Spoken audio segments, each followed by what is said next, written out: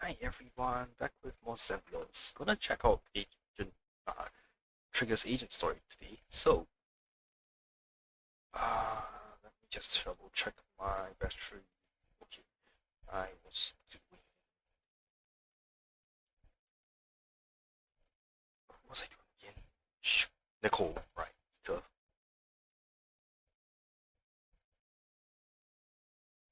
agent skill. Turn.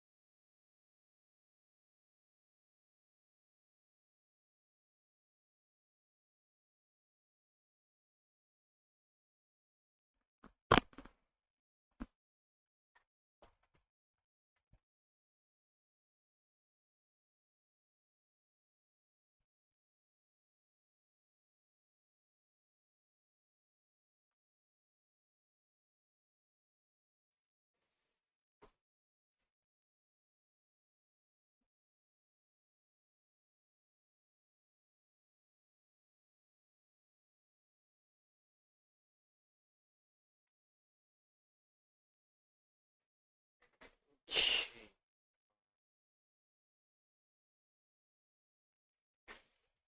let's go back.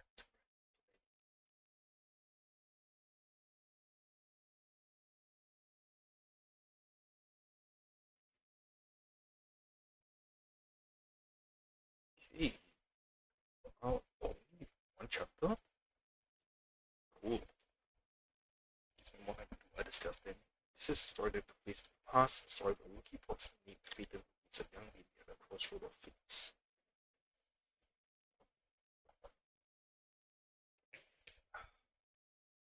Well, we've been on 6 Street for a while now. How many internal commissions have we taken these past few days? We're still new, so you know how it is. It's okay, we're starting off proxy business and video store from scratch side by side. It'll take time. These days I've been focused on managing the store, so thank you for taking care of our internal business well. Having this cozy little home with you is already much better than the life we had just after the academy. As long as we slowly build our reputation, we will eventually have a chance to uncover clues about the fall of the old capital. Well, we'll take it slow. Yeah, but I still want to take on some commissions. Well, the enthusiasm is really something, but your troubles will soon be resolved. I saw how hard you've been searching for commissions, so these past few days I found intelligence will come and introduce commissions to us. As long as we can establish a long-term partnership with this professional intelligence broker, we shouldn't have to worry about getting commissions in the future. As your older brother, I also want to be able to help you. Good job. Thanks. I think I've done a good job too. I've arranged to meet him at the store soon. He should be arriving soon. Sorry, I meet him at the store today. At that moment, a sudden knocking comes from the door. He's here, just in time. Well, let's go talk to him. Who knows, maybe a cool surprise will be waiting for us on our first commission with him.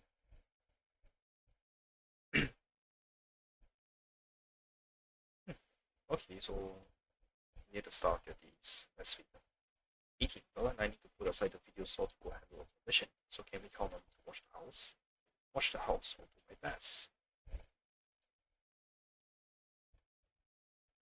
As the front door is open, a man in a suit walks in. Although he wears a friendly and reliable smile, there is still something slightly off about him.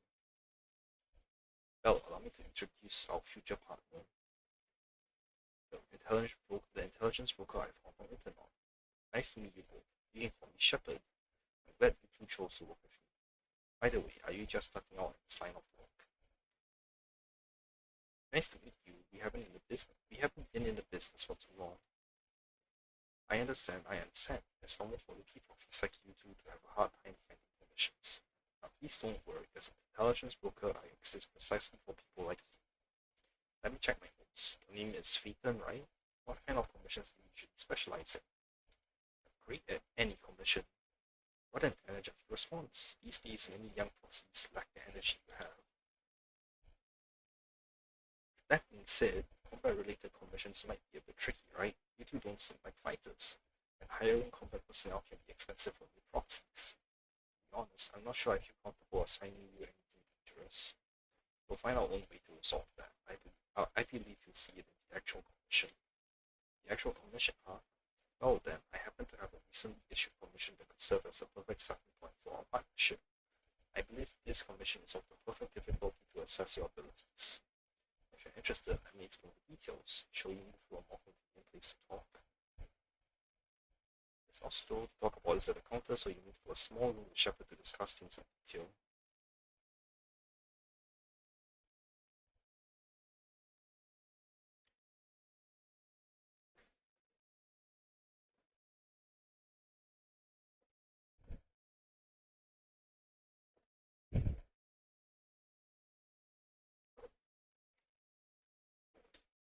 My higher approximate.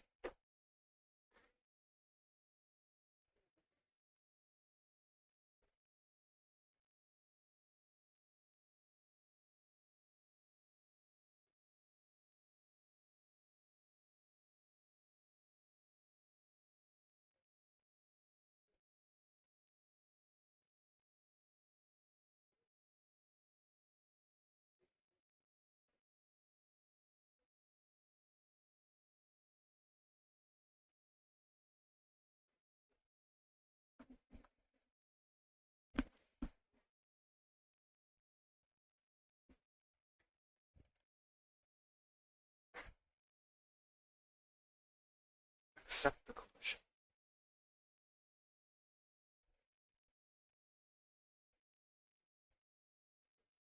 Shepard nods in satisfaction and pulls out three items from his pocket: a harmonica, a sheet of music, and an old photo.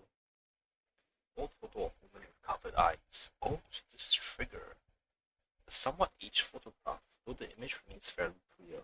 A blonde young woman with her eyes covered leans against the wall. For some reason her silhouette seems so fragile, as if she might shatter to pieces at any moment, filled with such profound sadness.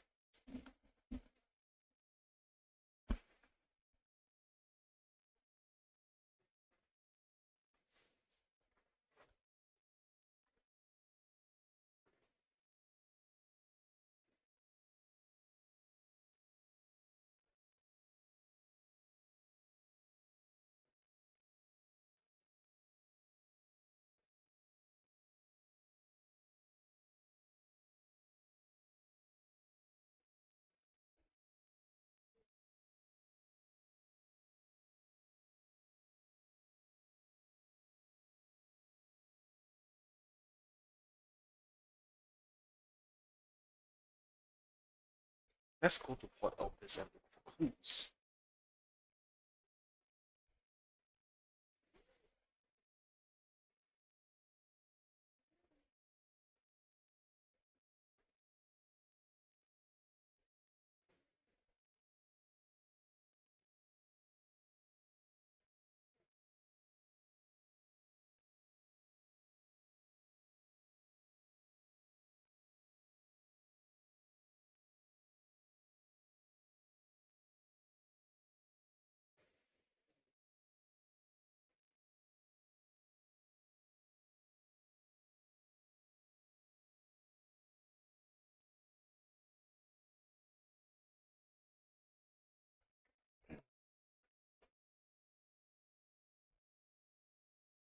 Okay.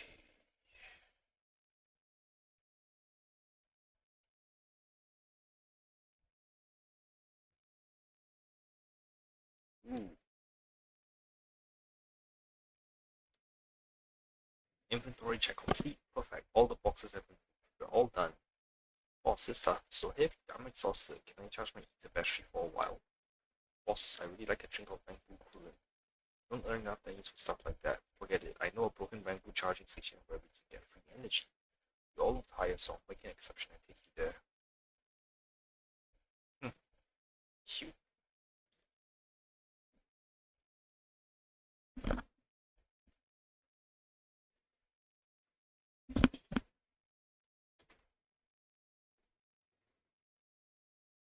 Well, we've arrived. Time to find our missing person. However, it was a week ago when we saw that lady, and we can't be sure if she's the person we're looking for.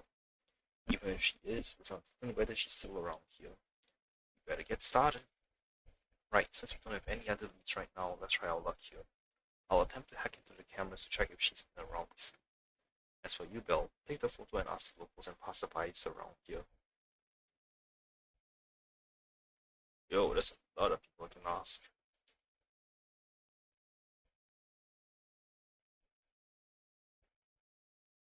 That's a lot of ground to cover.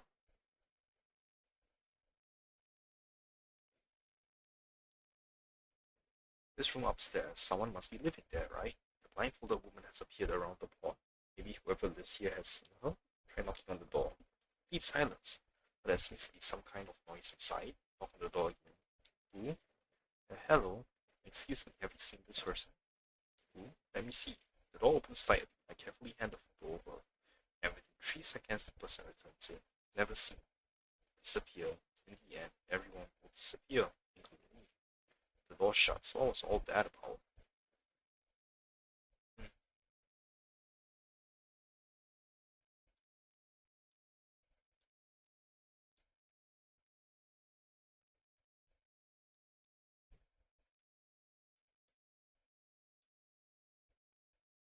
Yep, still the same dialogue. Alright.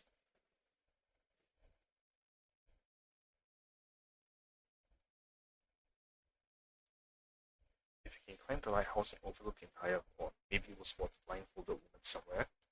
Try climbing the lighthouse. Just as you are about to try opening the door leading to the top of the lighthouse, an old man appears behind you. Hey, what do you think you're doing? The lighthouse is currently off limits. No one is allowed to enter. Sorry, I didn't know. If I hadn't shown up, you would have gone straight in, wouldn't you? The lighthouse hasn't been properly maintained for years. If something happened to you, take responsibility. Besides, what do you need to go up to the lighthouse for? I'm looking for someone. Have you seen this person? Let me see. This girl does have a rather memorable experience, but I don't remember seeing her here before. I think she might have been here before. Is that so? I usually keep her around the lighthouse. If she was on the dock's walkway, I definitely wouldn't have seen her. If you're looking for her, I suggest checking around there. At the very least, I haven't seen this girl near the lighthouse. Alright, thanks.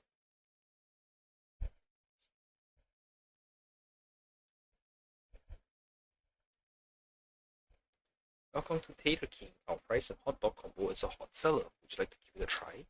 Hello, have you seen this person? Oh, I remember seeing this girl before. When exactly? Maybe once every 1 or 2 months. I'll see her wandering around this area. I've never spoken to her, and she doesn't seem to interact with anyone around here. So I don't really know much about her background. So she hasn't been around recently? I don't think so. I don't remember seeing her recently. Are you looking for her? I can keep an eye out for you.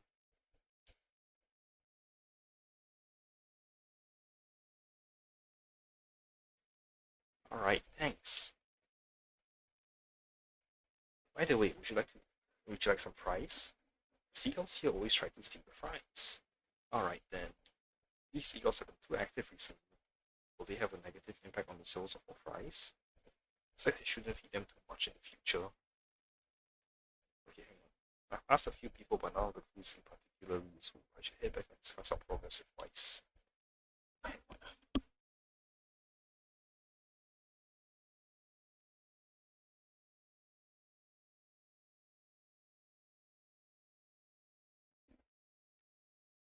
Okay, sorry, just scratch a really troublesome part of my body since I'm here. I gotta go and talk to the other people.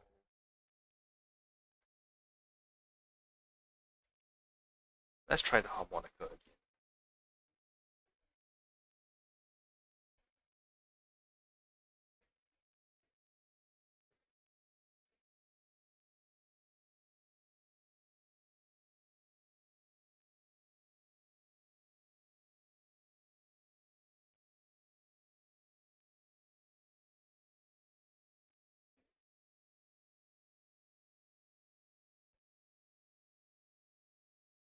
You pull out the harmonica and glancing at the sheet music, you see a melody you've never heard before.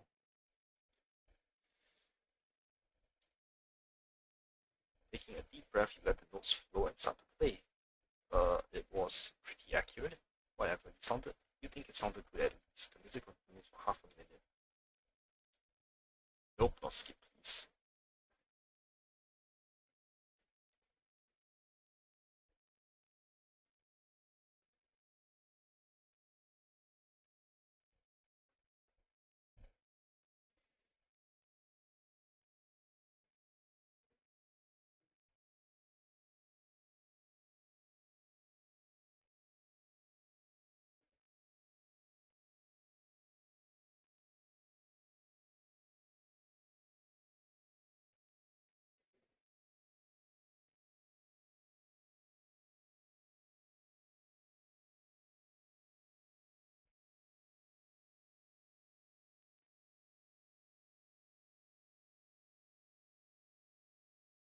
Maya shoots you a questioning glance. The blindfolded woman for the photo actually appeared. What an unexpected surprise. But now what? First things first, let's bring her back home.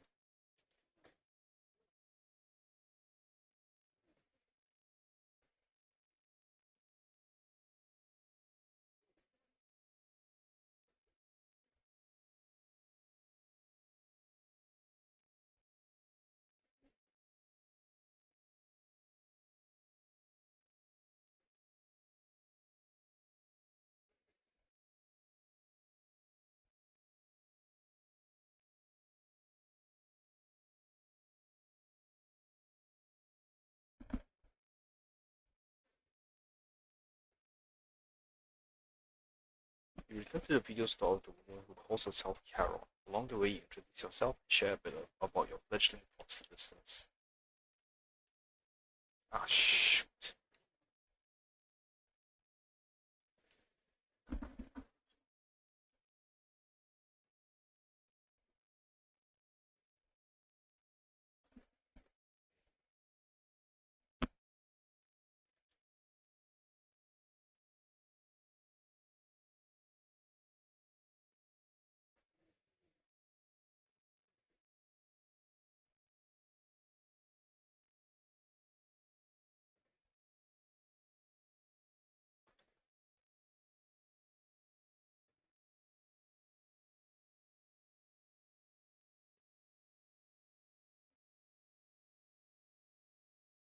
How did you spot that?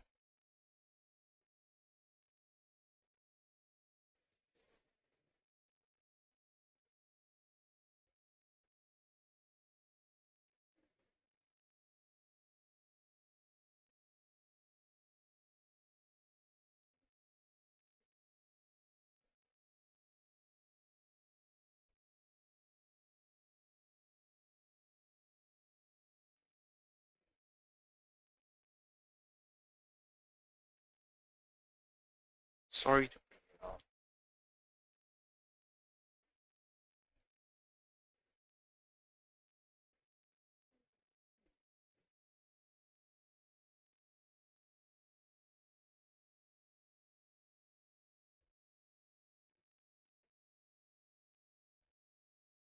A subtle silence fills the room. It's clear you each have secrets you don't want to share with others, and there's an unspoken understanding between you. As the silence is on the brink of becoming awkward, a knock sounds at the door from outside the shop.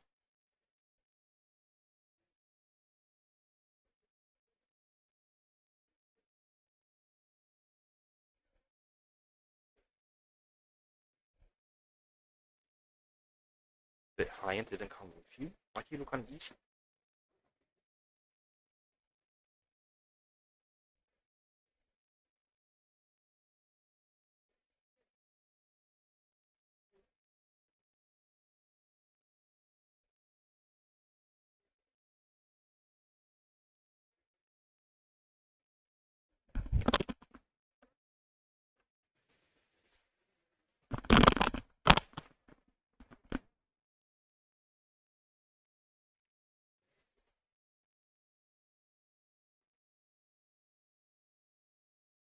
That definitely doesn't sound normal.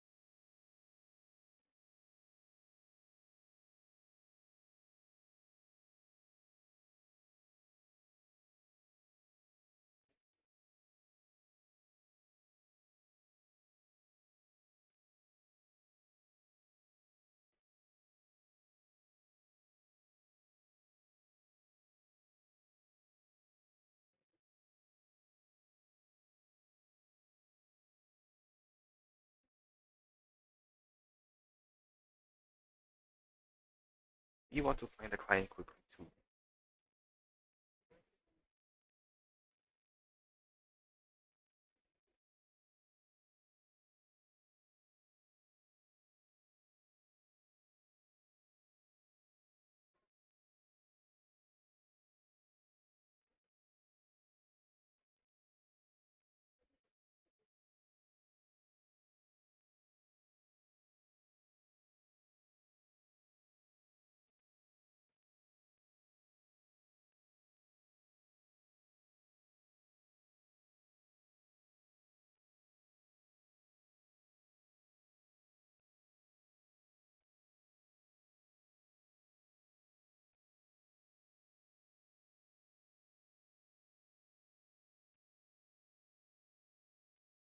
Seeing how determined you are to find this person, you don't just stand by and do nothing.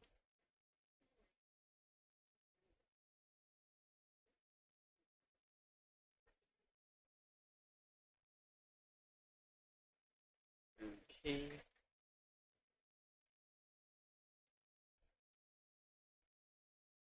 Well, the vibe Karen gives off is bringing up memories of open past. I feel the same way. Haha, maybe this is fake. Let's help her fulfill her wish to find that person. Yeah, we can't just leave her. Proxy, may I call you that? Of course. Thank you, Proxy, for accepting my request. This is probably your first time taking on a commission with a hollow that might involve combat. I'll do my best to protect you. Actually, I don't need to enter the hollow in person. I'll use my bamboo to enter the hollow. Huh? You mean you can attach your consciousness to a bamboo? Such impressive technology. I've never heard of anyone being able to do something like this before. But even if you're bamboo, I will protect you. You responded to my request, so this is my duty. I'll look at routine mode. Line pursuit.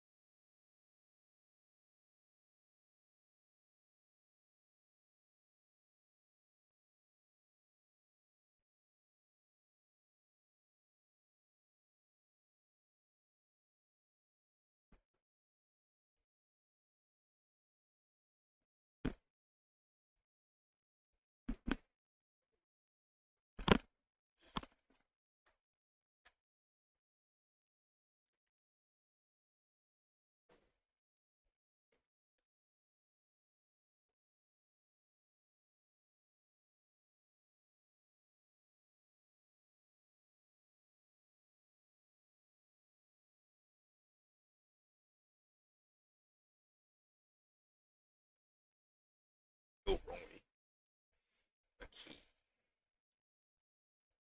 Okay, so this level has many cargo trucks. Good to know. Audio was pretty damn, so I'm going to assume that there wasn't any cargo trucks.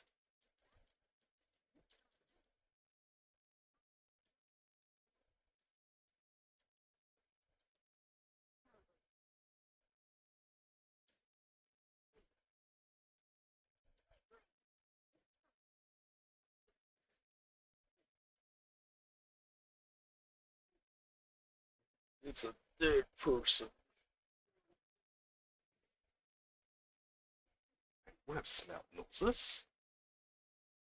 Rank boost can then you can transmit smells.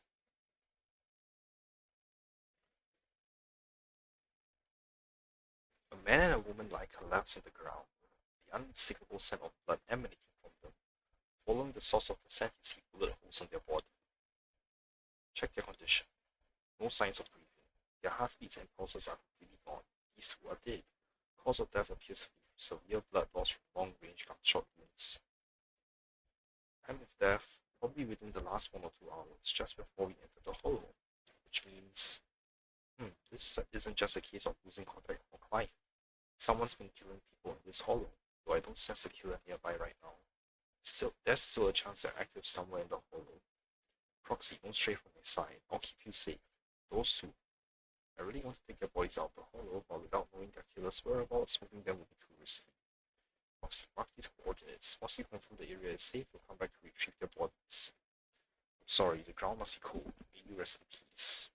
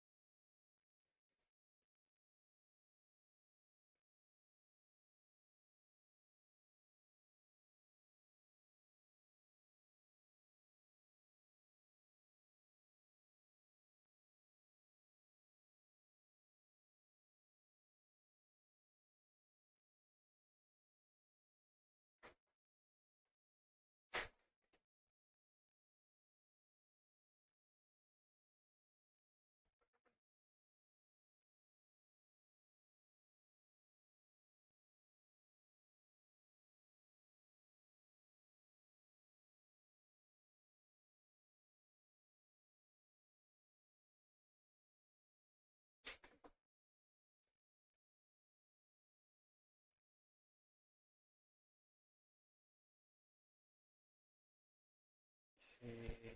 No mini cargo trucks yet.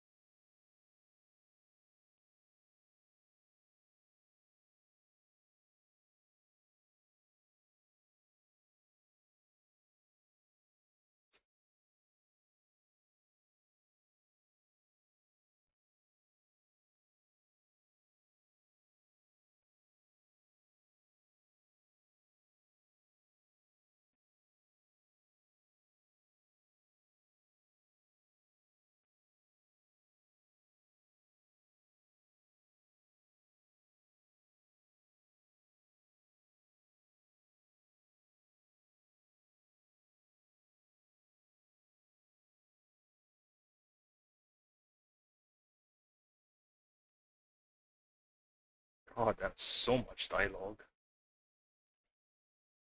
Position with great visibility. Press R2 for a single shot. When a blue flash appears on your muzzle, you can perform another single shot. Otherwise, rapid fire will be triggered. Each single shot consumes one bullet. Hold R2 for rapid fire. Rapid fire is a high fire reloads.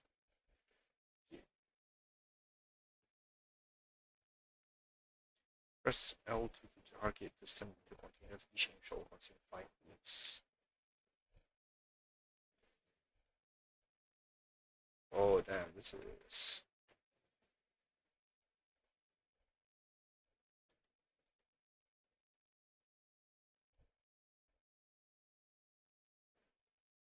painful.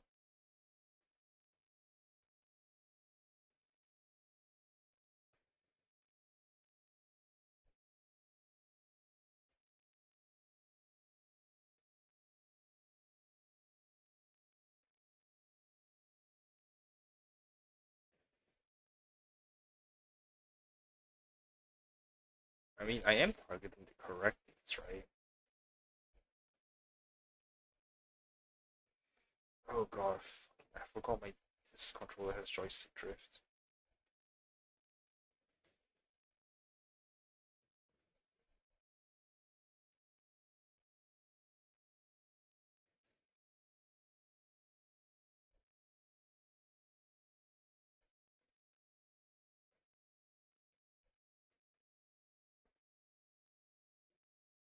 Oh, oh my god, that's why I did hit them.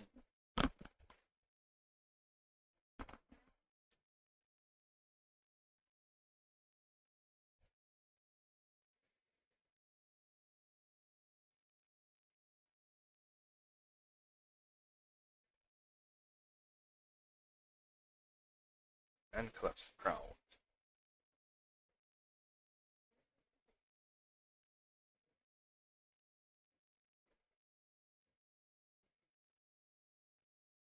Check the condition.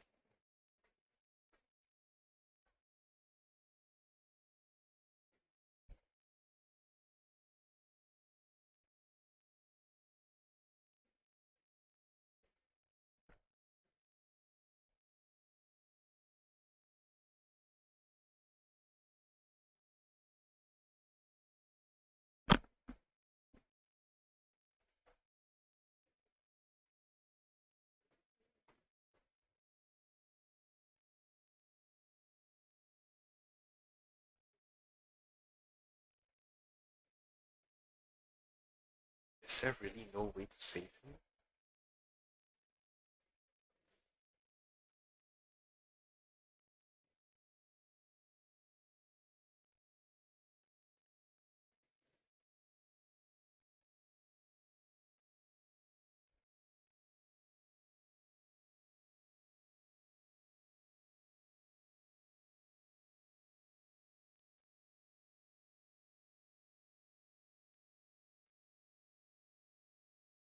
Karen doesn't respond.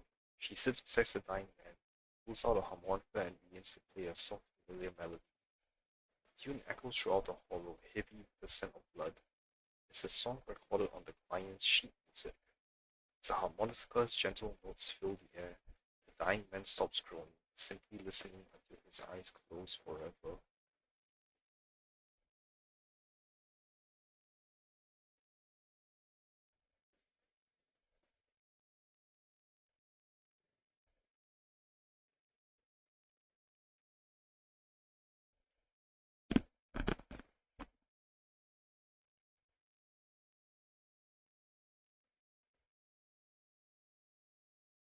Are you okay? You look like you're in pain.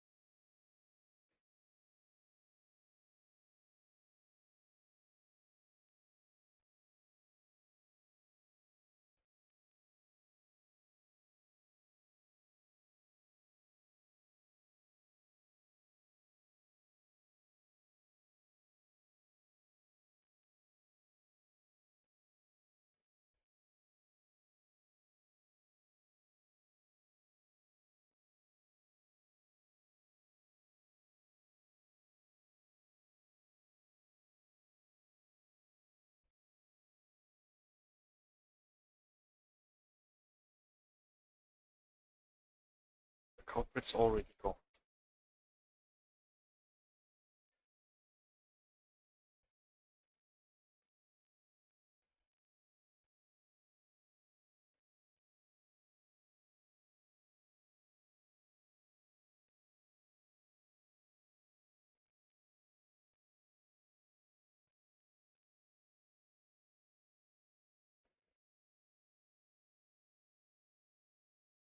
Exhausted and unable to carry any more bodies, you report the coordinates of a few of the corpses. Once this is all over, you should make sure to report them anonymously to the public security. With care on, keep your guards up alongside the three survivors eventually arriving at an abandoned metro entrance in front of Ballet Twin. Foxy, let's take a short break here. The area around the Ballet Twins have been abandoned due to the whole disaster and no one's likely to be around. It's both secluded and safe, making it a perfect place for a conversation. Those three survivors. Yes, I know. They just escaped from a killer, so we need to check on their injuries and mental well-being. Could one of them be the client? Unfortunately, I don't think so. After they woke up and saw me, they didn't have any particular reaction. If they were the ones who assigned the commission to find me, they should have recognized me to some extent. Foxy, I'll keep watch around here and be on the lookout for the perpetrator trying to track us or attempting to ambush. Could you please have a brief conversation with the three survivors? I think they might have information on the perpetrator, and to be honest, I think they might. No, it's probably just my imagination. I'll get the information from them first. Thank you, Foxy.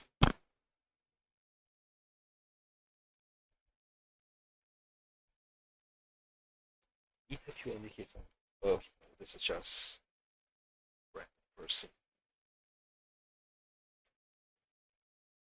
Thank goodness, I can't believe it. I'm still alive and out of the hollow. What's your name? Oh, me? I'm Jesse. I'm so grateful you were there to save me. When that maniac was chasing me and sniping at me, I really thought I was done for. I have some questions I want to ask you. Questions? Go ahead and ask, although I really don't want to remember what just happened. You did just save my life. How were you kidnapped and brought to the hollow? I was tricked. I received an anonymous message telling me there was a big job I could do, asking me to be in an alley on 6th Street. I had just arrived at the agreed spot and I was waiting when someone hit me from behind and knocked me out. When I woke up, I was already in that hollow and my hands and feet were tied. I've got a few more questions. What did you experience in the hollow? Although I was tied up in the hollow, luckily I always carry a folded knife with me. I tried to shake the knife out of my pocket and cut the ropes, hoping to escape, especially since the area was filled with materials. But suddenly someone shot at me from the shadows. I was so scared that I quickly dropped to the ground to dodge the bullets and they immediately fired several more shots. I had no choice but to run for my life. The maniac shooting at me, I felt like they never intended to kill me right away. Instead, they seemed to be having fun watching me panic. Every shot scratched me, but none of them were fatal. I just kept dodging the materials and the sniper, running for my life. In the end, I finally managed to hide in a place with fewer materials, but the maniac shot a tranquilizer into my thigh. I quickly passed out again. After that, I woke up for the second time to look all around. I've got a few more questions. How are your injuries? I feel a bit dehydrated. I probably have at least 10 or so abrasions, but surprisingly no major wounds. Seriously, what's up with that maniac? What did I ever do to them? That made them go through so much trouble to set up a trap, kidnap me, and then throw me into the hollows to slowly execute me. Take some time to calm down. Is that all you wanted to ask? Well, anyway, thank you all. If you had come any later, I think all three of us would have been killed by that maniac.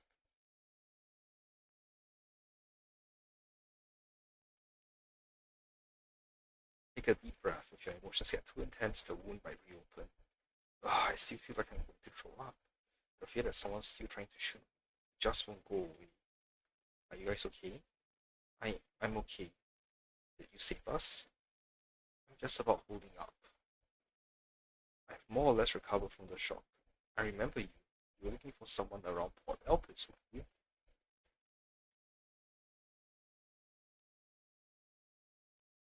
Yes, I think I've seen you before. Ah, how embarrassing. I never thought we'd meet again like this. What are your names? My name is Zoe. Aaron. Just call me Aaron. Ugh, feeling nauseous again? I managed to hold it in. Do you want to ask us something? I have some questions for you. No problem, we'll answer what we can. How did you get kidnapped and taken into the hollow? For me, I was out sightseeing at Port Elpis earlier. After that, I was on my way back home, driving along a deserted road when I seemed to hit something.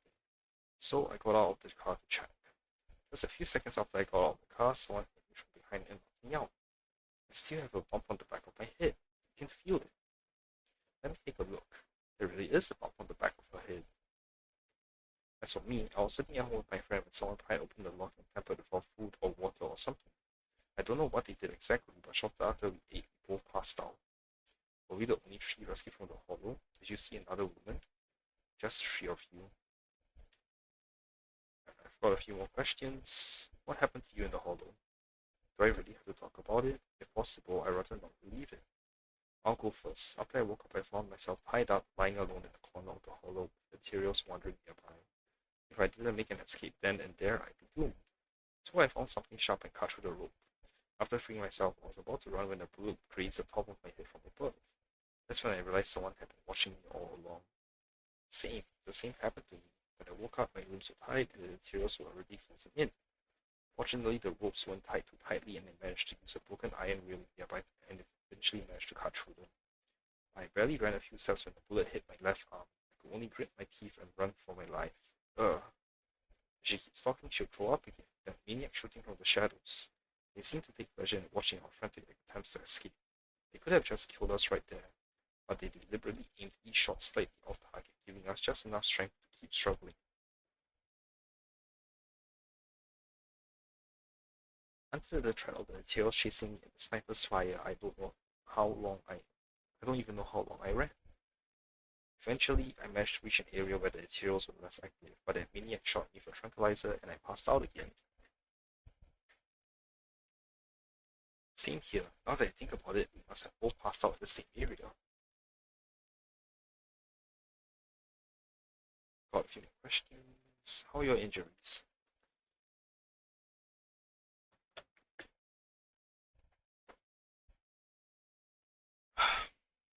Aside from the blunt force injury to the back of my head, I also have some minor abrasions and a slight dislocation in my shoulder.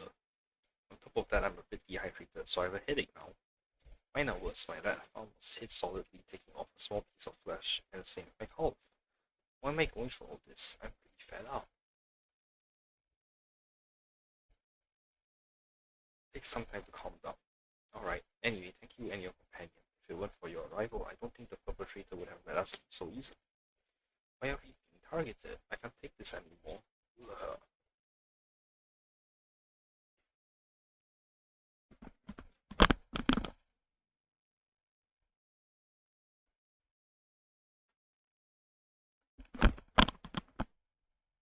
Okay, report the information to Carol.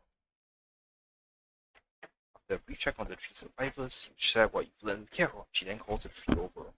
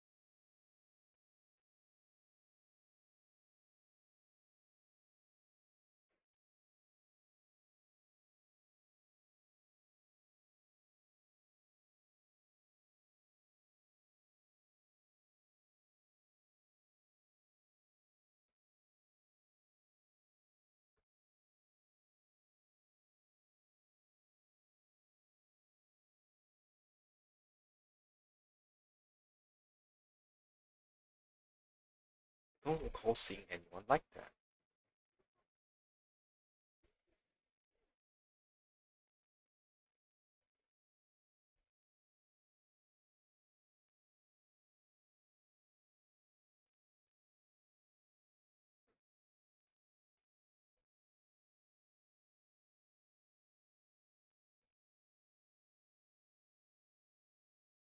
Remembrance Day? What's that?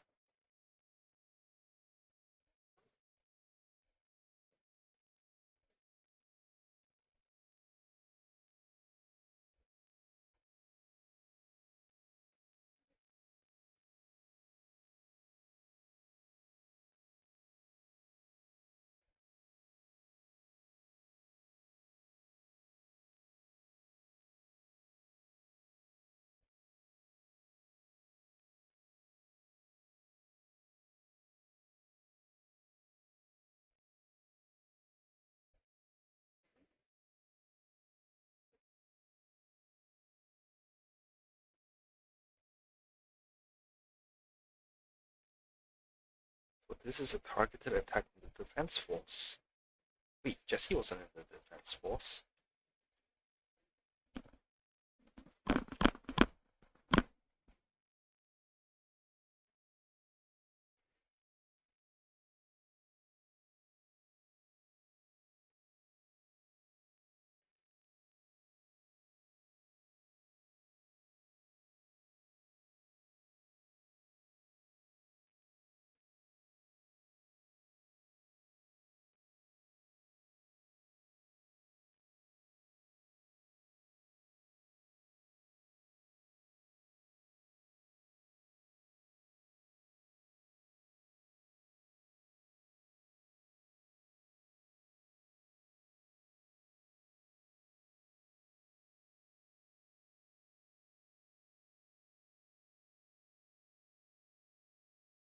Interesting.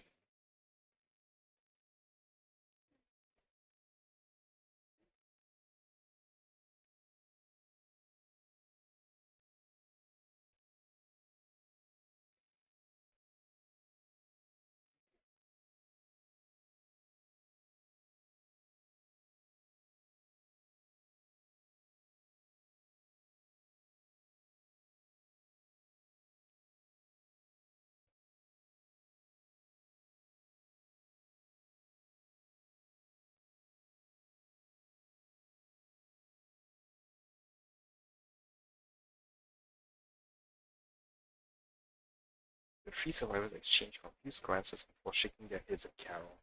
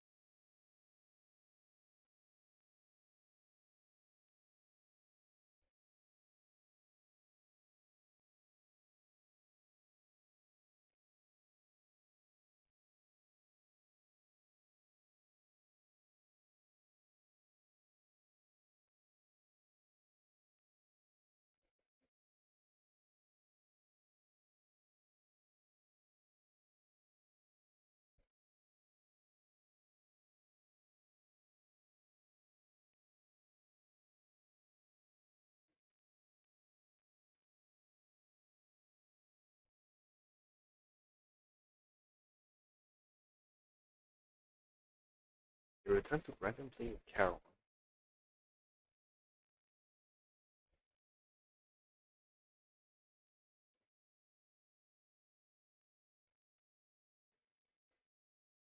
Even after questioning those three survivors, the clues we have so far are still insufficient.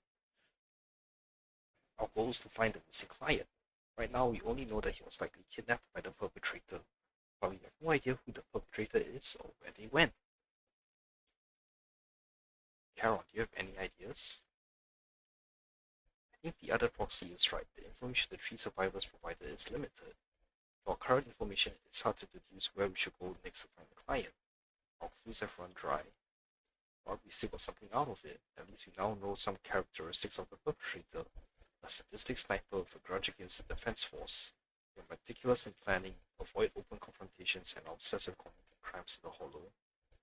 These characteristics and the hollow coordinates, we might be able to deduce the general area where the perpetrator operates, as well as the potential base where they might have placed the kidnapped victims. But that would take quite a lot of time.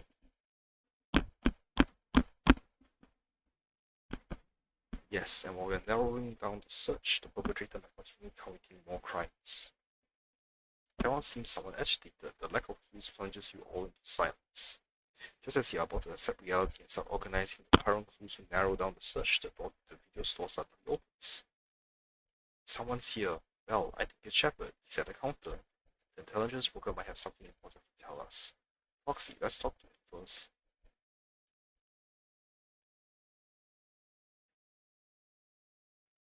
No, the boxes are cleared up. Bring Shepard to a room where you can talk.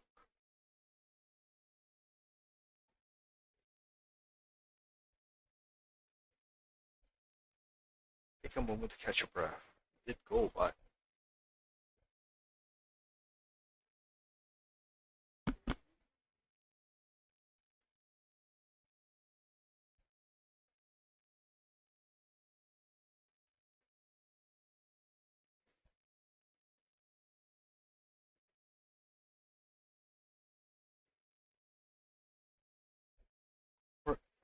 ask Shepard why he rushed over.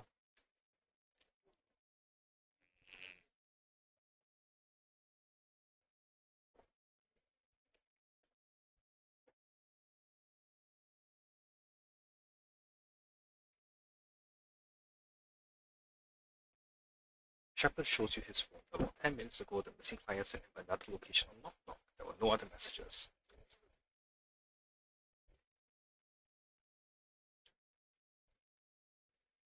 A clue delivered right to us. This feels off.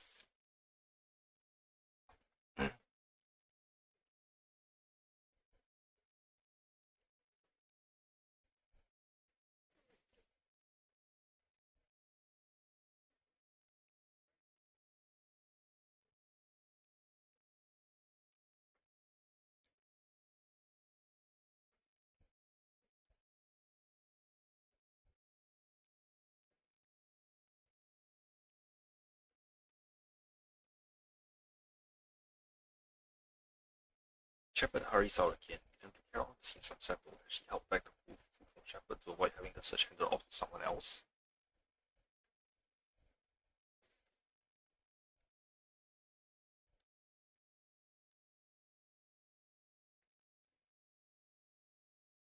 It's nothing, but mine.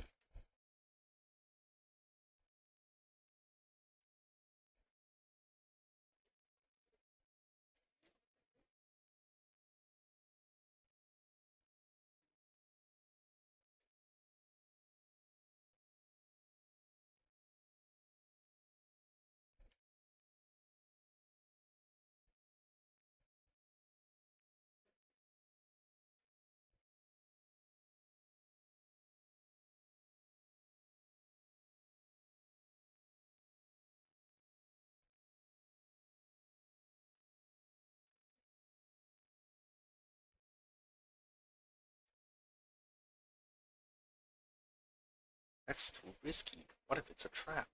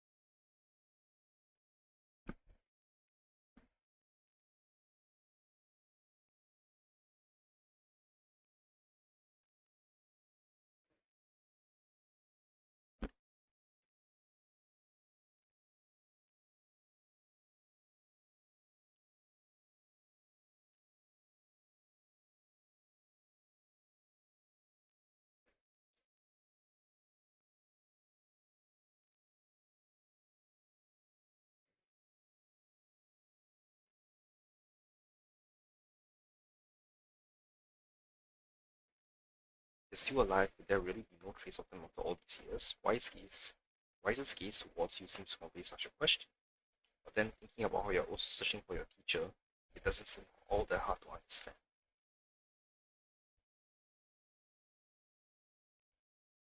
I'll help you, but we have to tread carefully this time.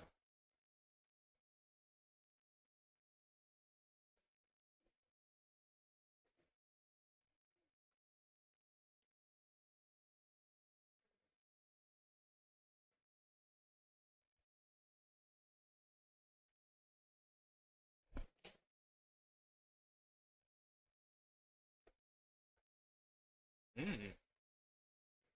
So it's not that there's only one story part now. It's they combined all three stories into one.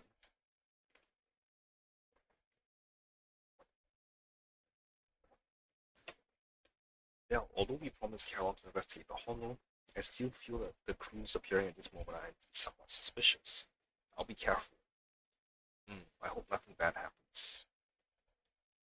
Proxy, if your senses are shared and controlled by the room, does that mean the pain is shared as well? Pain is shared as well, but I won't receive any injury. Don't worry. Then I won't let the perpetrator lay a single scratch on this back room. If a fight breaks out, stay right behind.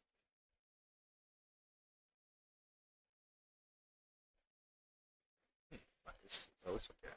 And then be outer ring.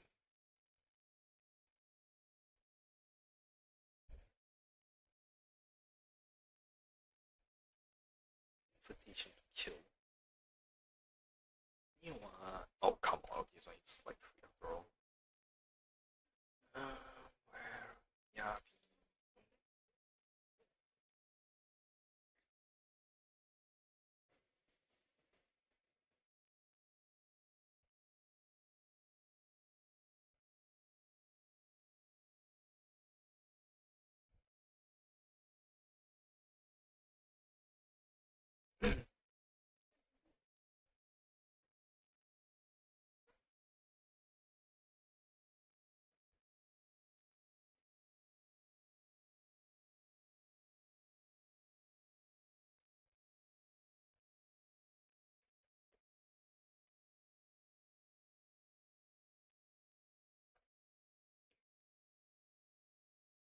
Sorry, I was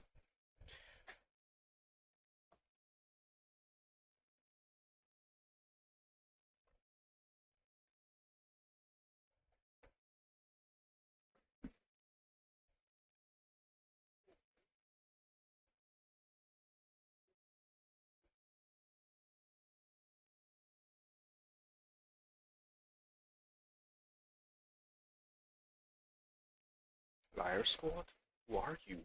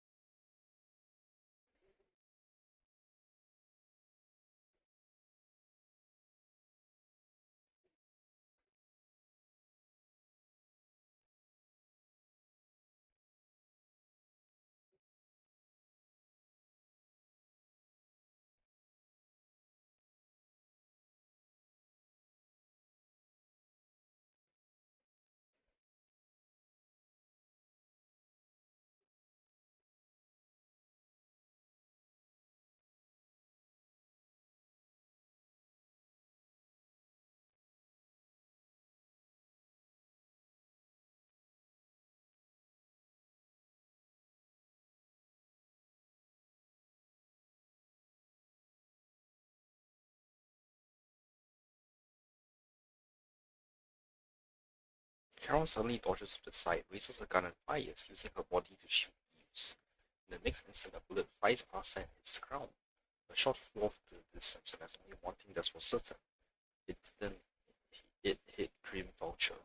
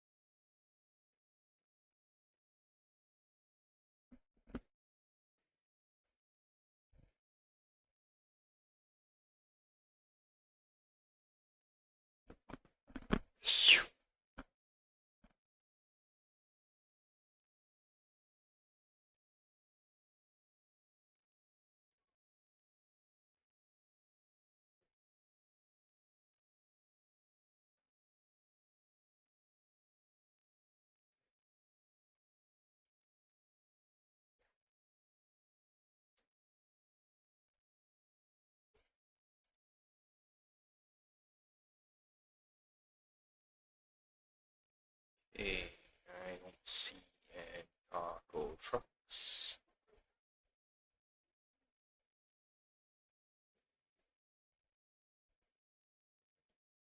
A rather creaky box is giving off an unsettling stench. If a bad feeling at opening it would be asking for trouble. You glance at Carol beside you, who has fallen silent. Clearly, she's having the same feeling. Right now, she's hesitating about whether to open this box. Karen, wait, don't open it. Karen opens the box anyway. A blood-stained, tattered military cap carelessly crumpled and stuffed into the corner of the box. Though the owner's identity remains unknown, the message it conveys can only mean one thing: death. Don't touch what's in the box. Karen reaches out and picks up the military cap from the box, her fingers tracing its shape. Her lips tremble. I'm okay, Foxy. If my sense of touch isn't deceiving me, this appears to be the outfit my former teammate or a replica of it. So this is the surprise dream Vulture mentioned. I see now. Let's keep moving, Proxy. Karen goes silent. Yes, she chambers another round and can sense her hands trembling slightly while her grip grows stronger.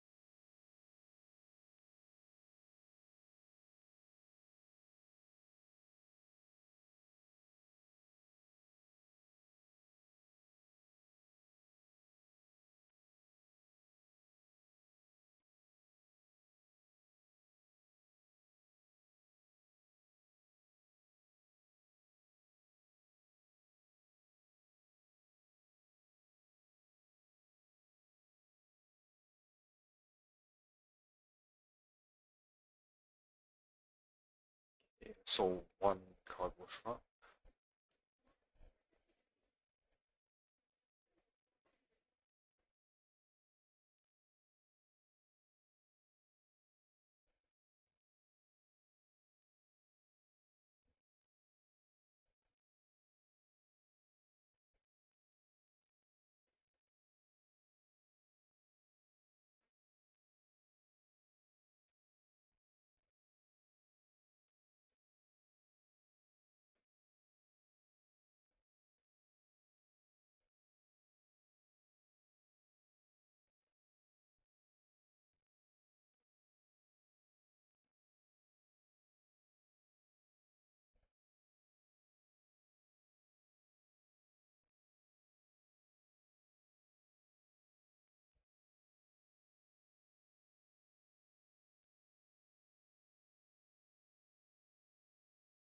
Second box emanates an ominous aura. The unsettling stench seems to warn you that this contents, just like the previous box, will give you an absolutely wretched experience. Carol's breathing grows heavy. She stands still for several seconds, seemingly trying to control her emotional turmoil. Carol, don't push yourself. Finally, she opens the box. A pair of blood-stained, tattered military gloves lies twisted in the center of the box. It's clear that whoever placed them here hadn't just tossed them in carelessly. They have been deliberately arranged with malicious intent. Carol picks up the gloves, once again feeling their contours and icy touch. Her lips turn pale. Just as I thought, these are from one of my squad mates too. Carol. Let's keep moving, Proxy, following this route should lead us to Grim Vulture's hideout. I'm fine. Carol picks up her weapon again, but there's an unmistakable tremble and unease in her voice. Acheron? Oh no. She got lost from HSR into into Zenless and died.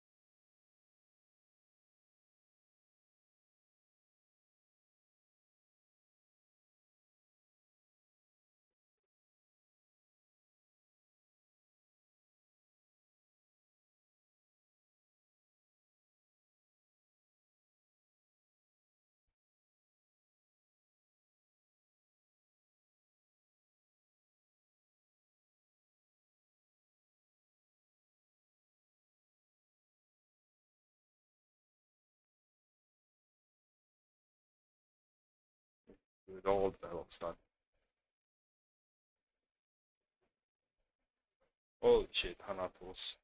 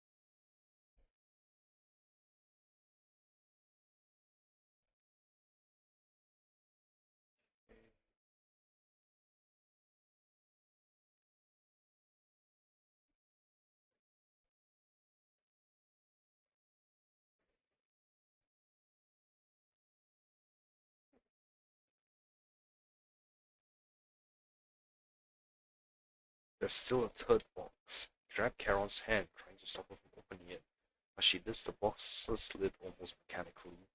The third box contains a blood-stained corner of clothing and a severely damaged piece of engineering equipment, also stained with blood. Charon picks them up, her trembling fingers feeling their shapes. She doesn't speak, neither about the plans of the swing grim vulture nor about which of her companions these items belong to. Until the communicator in our hands rings again with Grim Vulture's voice.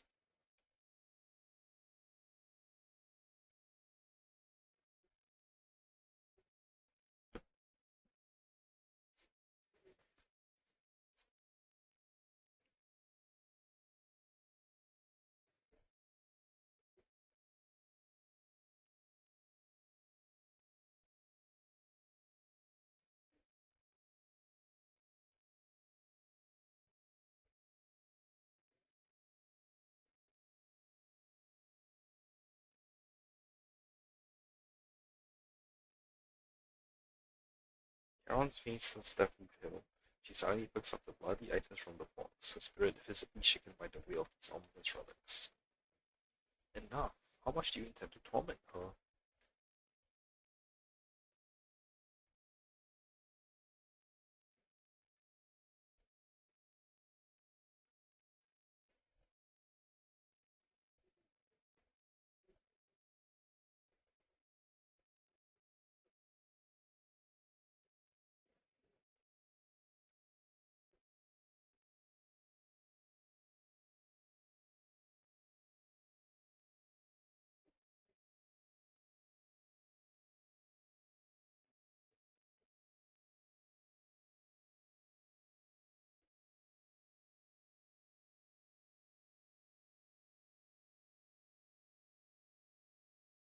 A surge of rage threatens to drown all thought. Just as you are about to retort, a crisp gunshot rings out. Charon's shot is clean and decisive, carrying an unmistakable intent to kill, but from the response on the other end of the communicator, it seems she missed her target.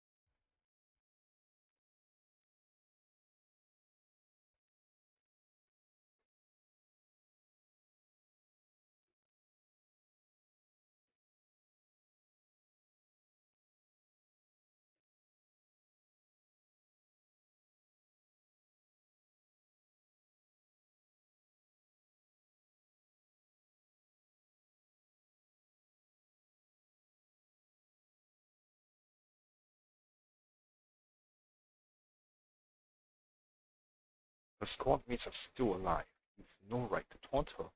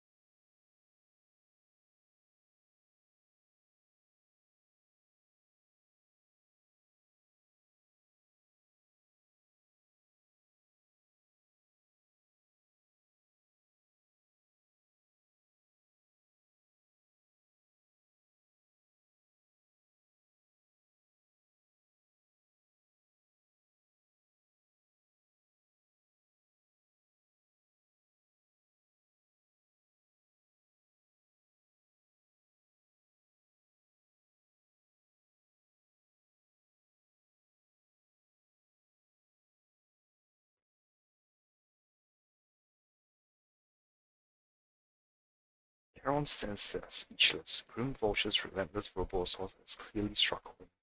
The little color that has briefly returned to her face drains away, leaving her visibly shaken, unable to muster a single word in rebuttal.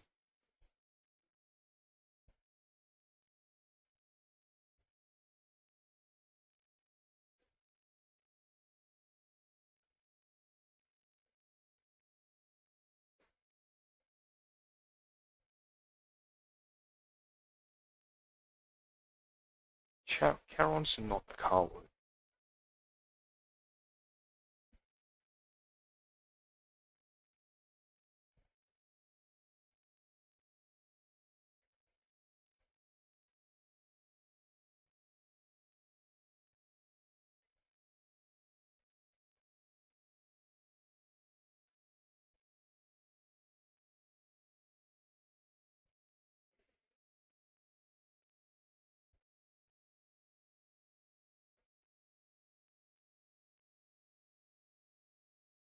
Analysis of surrounding fissures complete. Charon, let's escape into that fissure.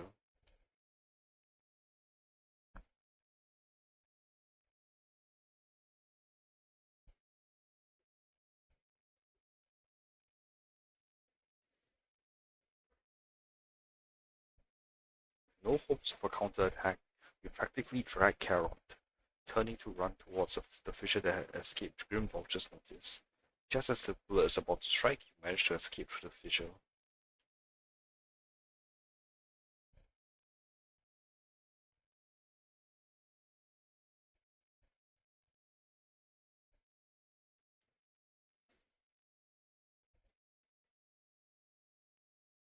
You escape from the hollow and return to the video store, bringing along Carol, who's lost all will to fight. She seems more traumatized than you imagined, repeatedly touching her eyes, silent and distant.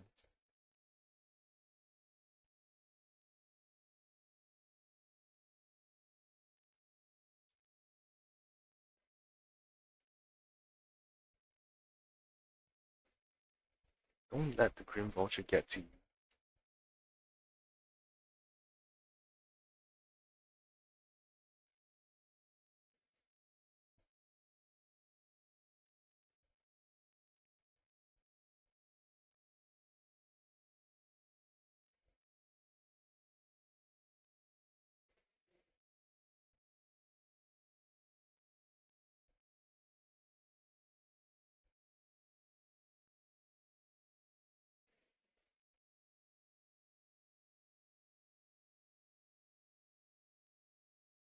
The day the old capital fell, what happened back then?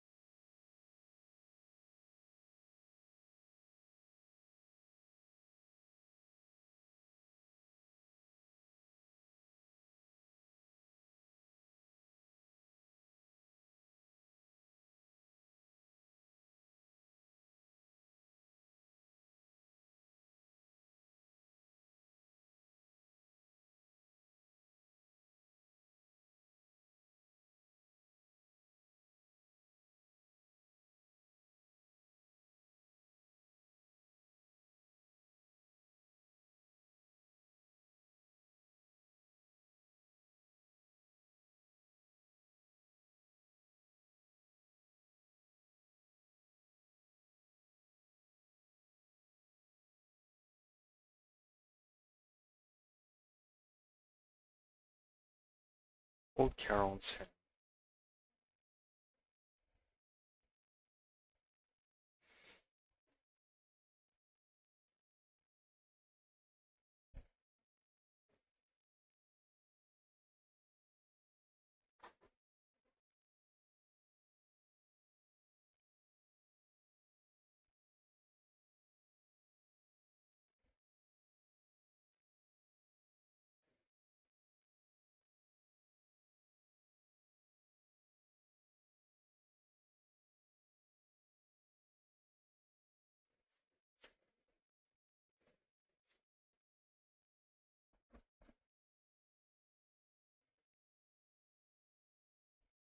We'll stick with you to the end.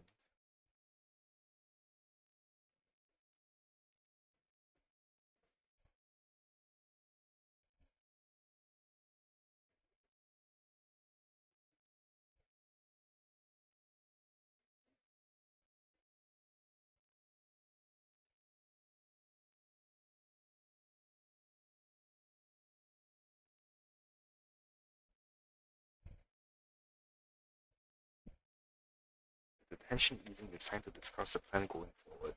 Just then, the phone rings.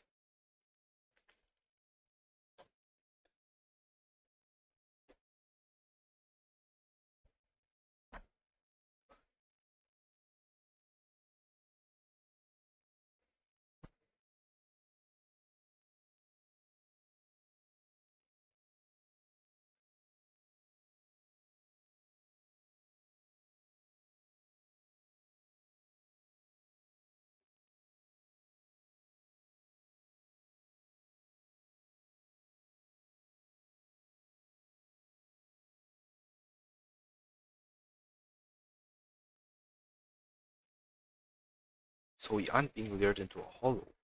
What's Grim Vulture up to this time?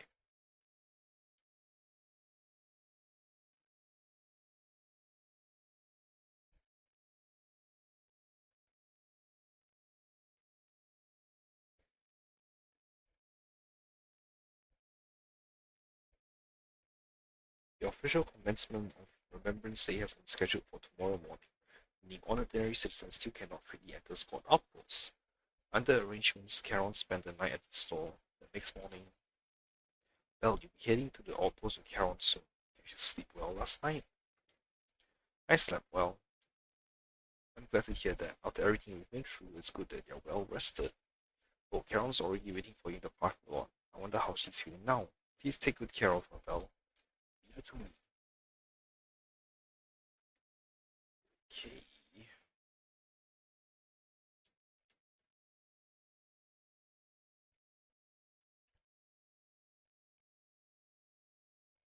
Good morning, Proxy.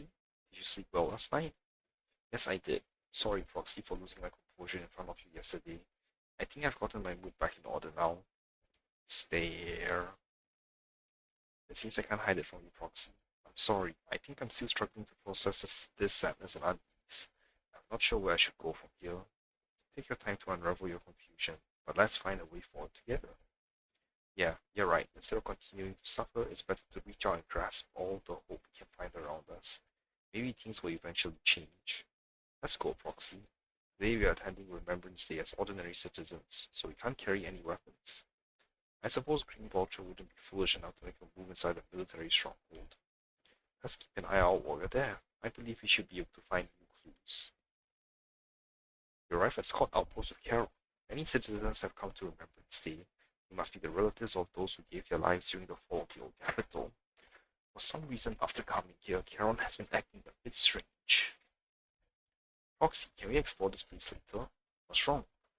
No, it's nothing. Stare. Alright, I'll say it. It seems like there are some familiar faces here. Wouldn't it be nice to meet them? I don't think I can face them. If I'm not mistaken, they should be the family members of my teammates. I don't know how I should face them. You'll have to face them sooner or later, won't you? I know, but I'll be there for you. Then it's a deal. I'll go and talk to them. Proxy, you don't have to say anything. Just stay by my side and give me the courage to speak. Oh wow, that's interesting. Also, wait, I want to see something. Sh- shouldn't the hollow be? I mean, this is supposed to be the past, so the helipad should still be around. Heh. Oh, they built a helipad after this section, which is interesting and weird.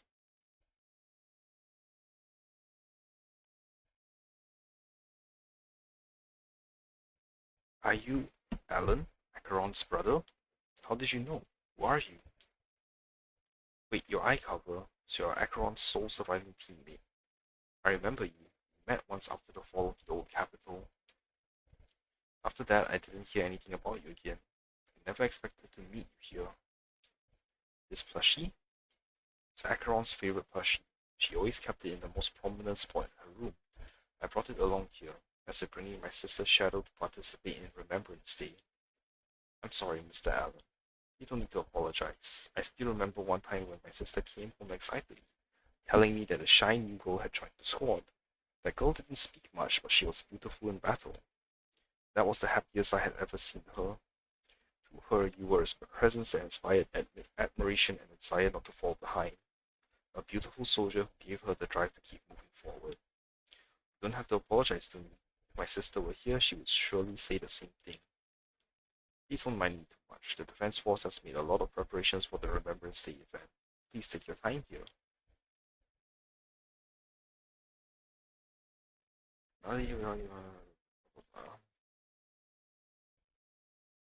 Hey, Roland. Attention all Defense Force soldiers, listen up. Never forget why Squad Outpost was established, and never forget all the sacrifices we made when the old capital fell.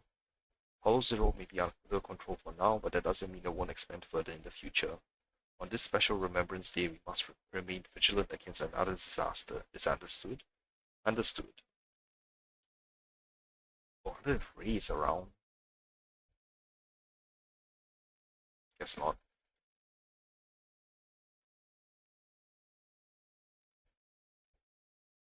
Okay. Zita and Sully. Wait a moment. That eye cover, that blonde hair. Could you be my husband's Styx's teammate? Styx, are you Mrs. Sally, Styx's wife? Yes, my daughter and I came to attend Remembrance Day. The last time I saw you was right after the fall of the old capital. I never expected to see you again here today. Your daughter. Is this your daughter Zita? Mom, who is she? Zita, this is your dad's comrade from the Defense Force. Every time he went to the battlefield, she would be there to protect him. To protect him? Comrade? If that's so, why didn't you protect my dad during the fall of the old capital? Why did you let him die and make him unable to come back to me? Zita, I'm sorry. I couldn't protect him. I'm sorry. Don't listen to what Zita is saying. She doesn't understand. We've never blamed you. Please don't say that. Zita, you can't say such hurtful things. Apologize right now. Why should I apologize? She survived, but Dad didn't. Isn't that the truth? If it weren't for her abandoning him, Dad could have come back safely. And now, if you don't know what happened back then, Mrs. Sally, I don't think she's wrong. Please don't think that way. I'll make sure to bring her to apologize to you later. I need to explain to her what's really happened. I'm really sorry. Please don't let us keep you. Go and explore the Remembrance Day event for now. Please remember, all your comrades, including my husband, would want you to see the hope they left behind.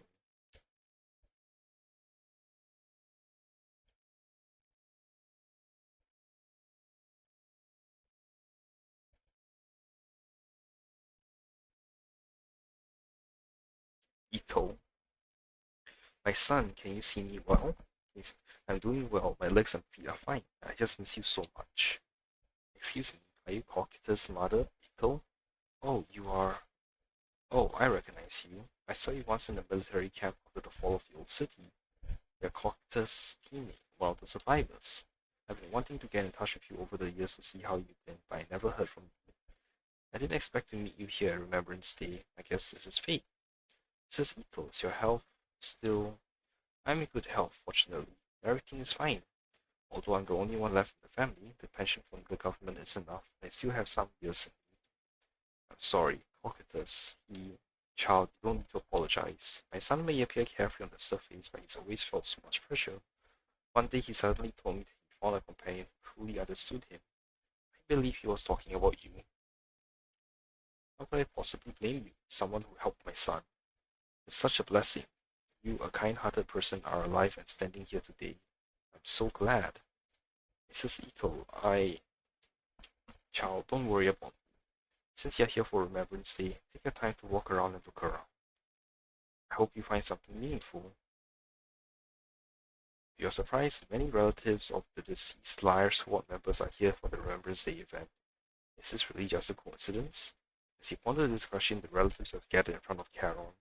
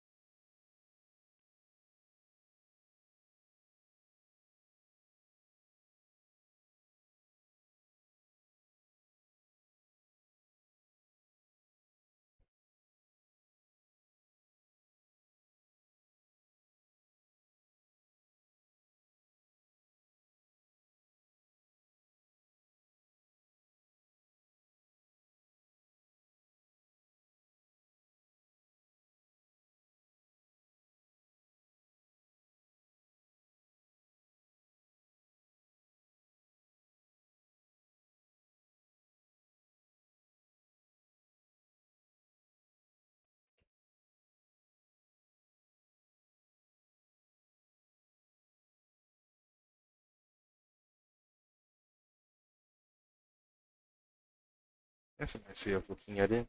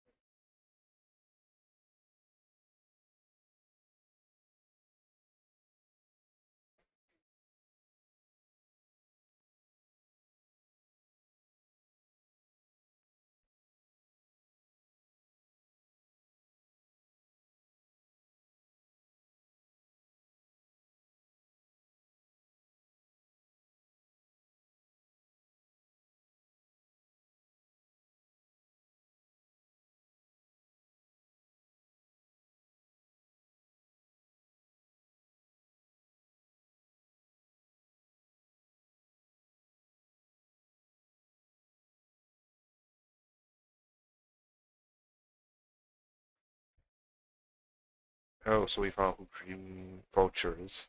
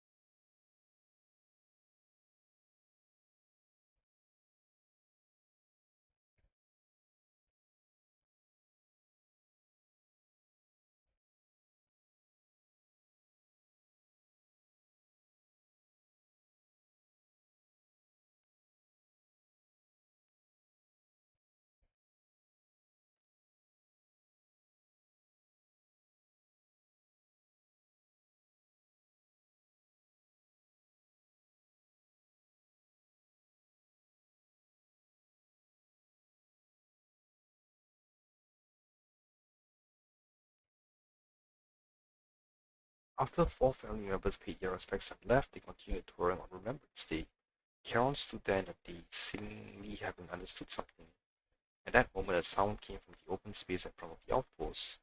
It seemed someone had stepped onto the podium, and the citizens all gathered in the podium, preparing to listen to the person's speech. According to the schedule for Remembrance Day, it should be time for a representative of retired Defense Force veterans to give a speech. It looks like the speech is about to begin. Cool. I'm gonna go to the toilet really quick. I'll be back in a few minutes.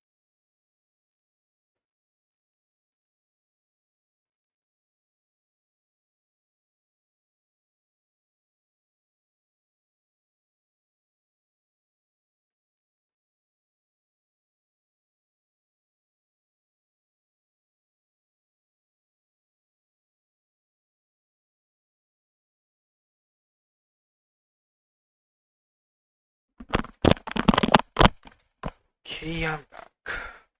I feel a bit concerned, Proxy. Could we go over and listen to the speech for a moment?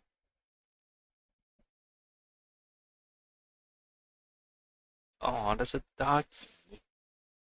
Hello, everyone. I'm also stand here and speak on behalf of the commemorate they are being from the charities of the old capital storm. Many of us lost relatives and friends in disaster, and I am no exception. However, I was the only survivor from my squad. Everyone else perished. Ah, so like Carol.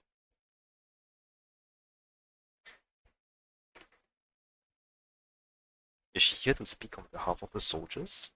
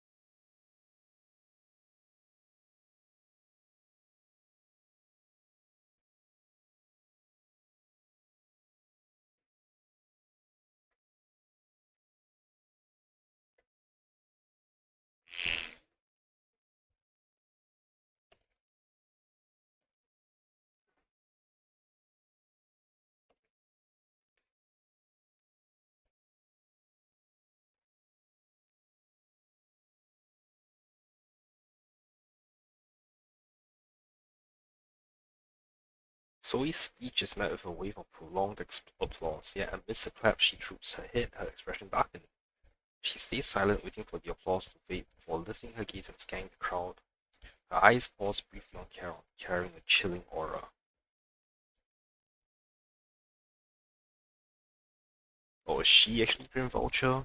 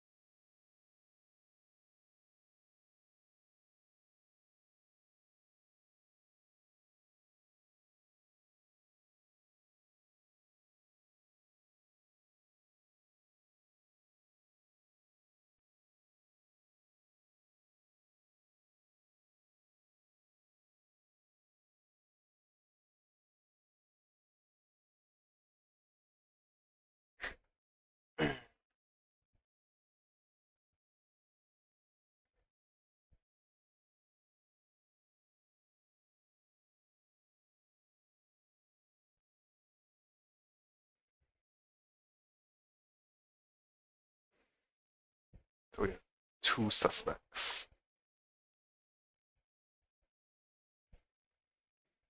Zoe exits the venue without sparing a single glance back, leaving the audience and the defense force in a state of confusion. Karen looks thoughtfully in the direction she disappeared.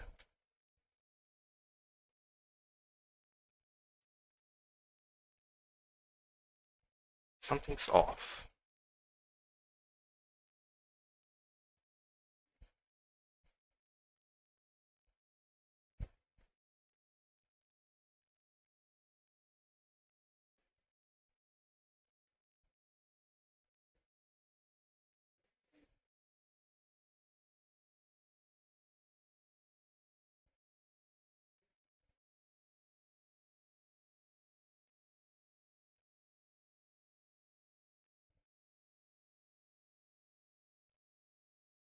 Just as she finishes a sentence, the phone rings again.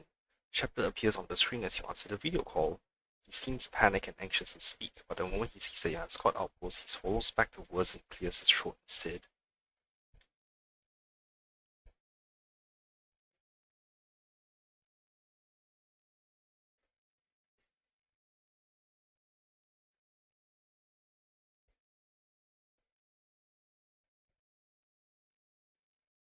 So,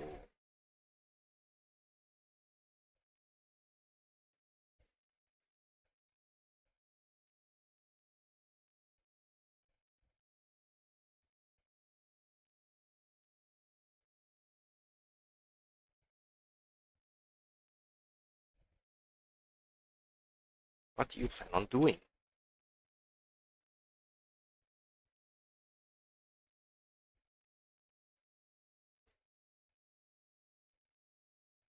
Karen doesn't answer right away. Instead, she picks out her harmonica and looks down at it as if she's trying to decide.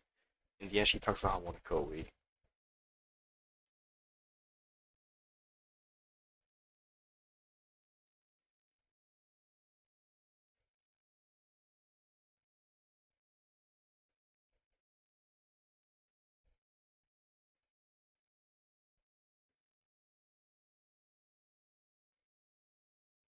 Lita remembers the event with Karen and returns to the video store. She cleans her firearm multiple times and keeps adjusting her breathing. The showdown is about to begin. Roxy, thank you for accompanying me this far. In the upcoming battle, Grim Vulture has likely already set up a stage filled with traps. We may need to brace ourselves for a tough fight. Do you have any strategy in mind, Karen? To be honest, there isn't a fully viable strategy. The opponent is a sniper and can keenly anticipate the timing and trajectory of each of my shots, dodging in advance. Entering the battlefield pre-prepared by such a formidable enemy alone, it's foreseeable that she will continuously occupy elevated sniper positions, relentlessly targeting us, while we will have very few opportunities to land a hit on her. But wouldn't that mean we'd be easy prey? Theoretically speaking, that's right. In a sniper duel, the one who fails to secure the best vantage point or exposes their position is always the loser. But I believe there's still a chance. In our previous fight, I could sense the pride and impatience of Grim Vulture as a sniper. I'm not sure where the impatience comes from, but her pride is definitely something we can turn against her. I believe she would never accept the idea of me surpassing her in sniping skills. If we can outmatch her at the critical moment, she will lose her composure. That will be the only instance she exposes her weakness. Roxy, this is the strategy I've chosen. Grim Vulture may be the superior sniper, but I will surpass her and make this strategy successful. To win this battle despite the overwhelming disadvantages, please entrust your back to me, Roxy. I need you as my companion to support me. You have to do the same then, Karen, and trust your back to me as well. Yes, I will. I will protect you, so please also provide me with your guidance.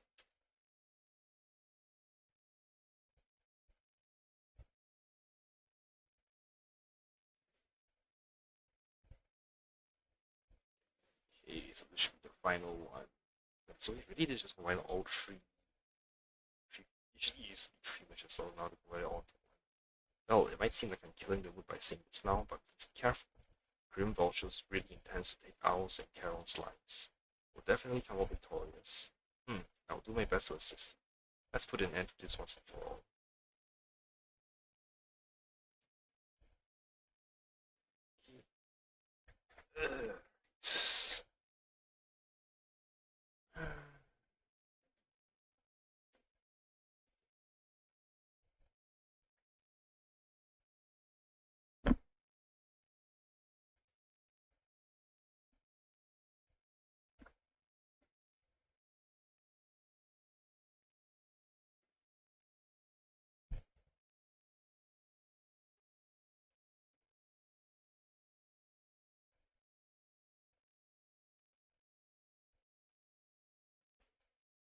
Wait, sorry, I'm hearing mechanical sounds, which means there's a mini cargo truck. Oh, it's down there. Yeah, okay, so I'm gonna end up figuring some way of lowering myself. Oh wait, no, the lift's right on the other side.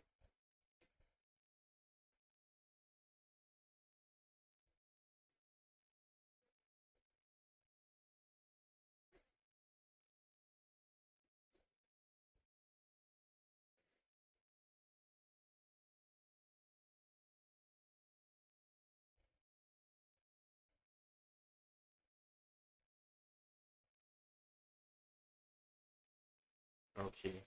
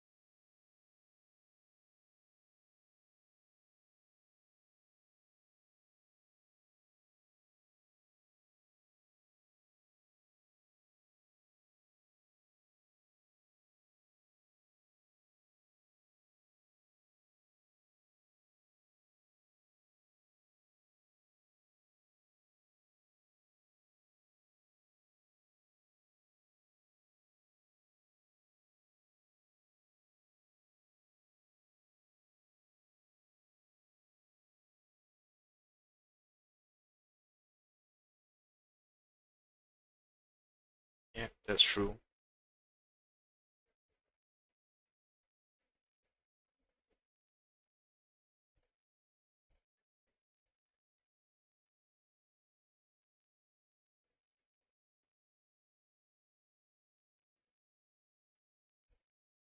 Oh, she is such a hypocrite.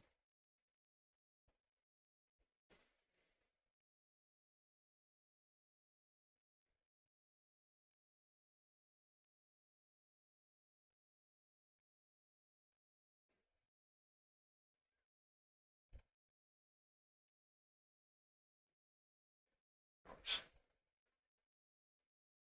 she needs so much damn therapy.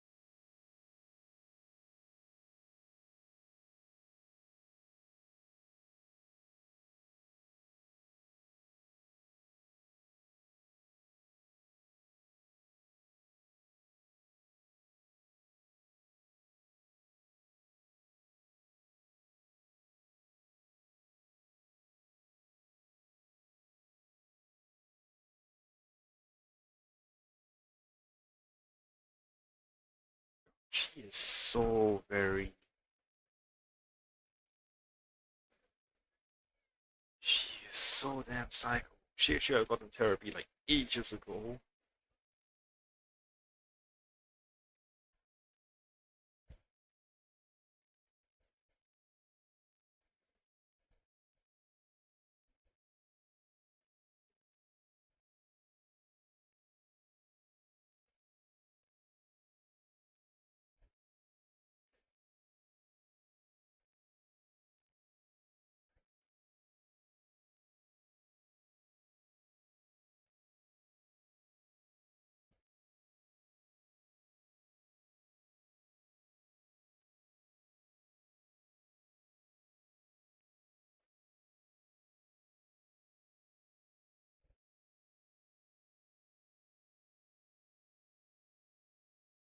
Yep, being she's getting called out on her hypocrisy.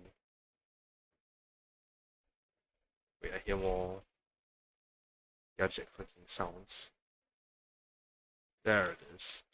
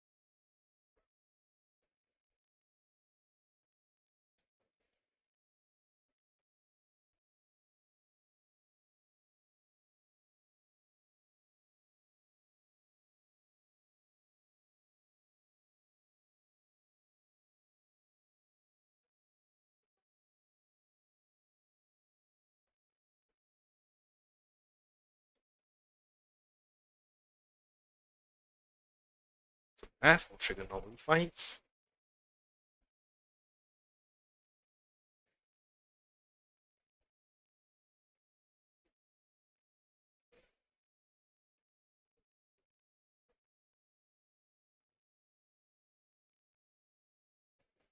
I know she's calming down.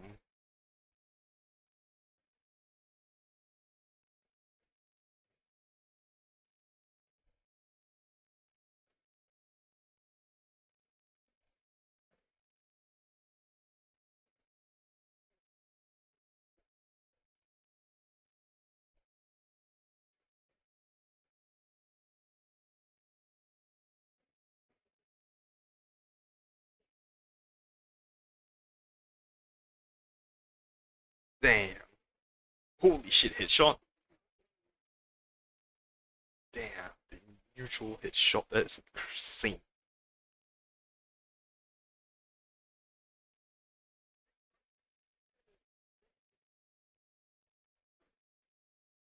Oh, not headshot. Harmonica. Are you kidding? It looked like a headshot. After the gunshot, the hollow falls silent once more, leaving only the countless biting raindrops snapping over and over to wash away the scent of blood that oozed from the wounds of the defeated, only to fail time and time again. The loser pays no attention to a mortal wound, only staring at the distant horizon, as though salvation might be waiting there. Sometime later, the victor climbs steel and stands in front of her. They share their last words while the defeated still has the energy to converse.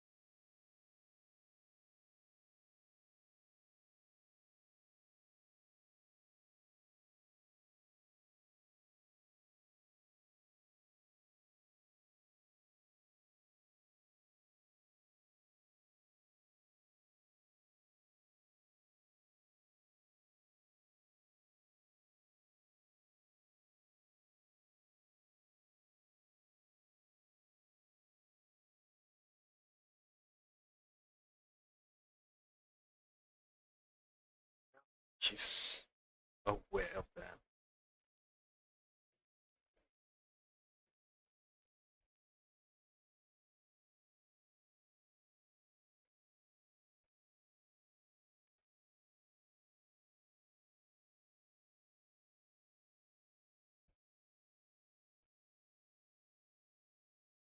Caron doesn't say she used the side screen voucher to up the bullet mark for Monica and inspiring the melody by the melody briefly takes over the long down toward the years of green voucher as she lies now barely clinging to life. A faint glimmer appears in her empty eyes in a final moment.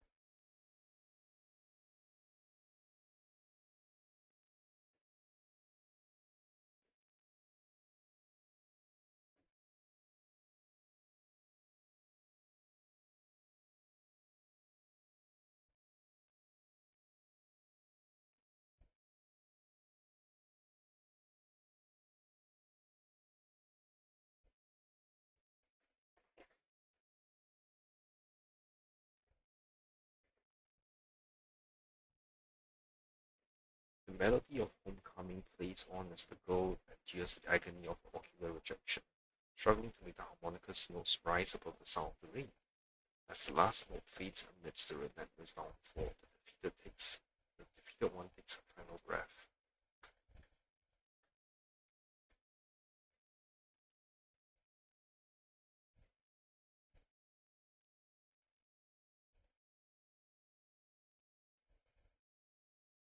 We rescue the kidnapped people, leaving the Hollow anonymously reporting to public security and update the Shepherd on the situation.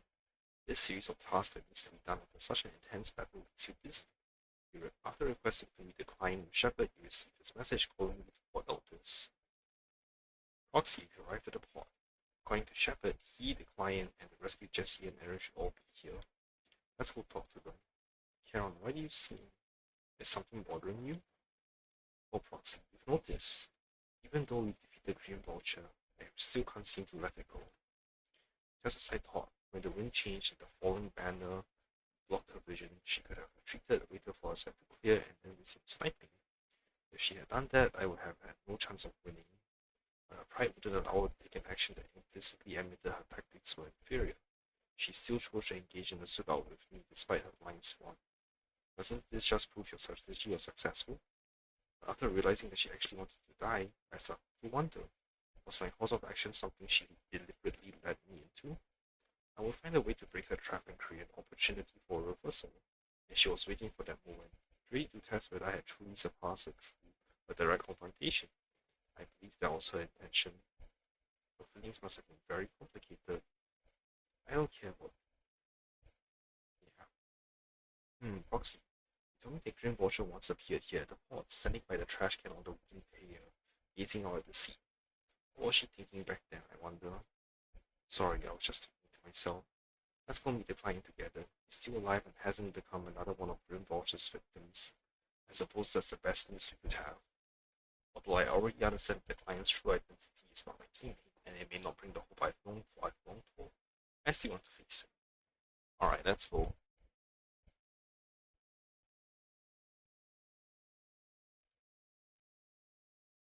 Wait, what?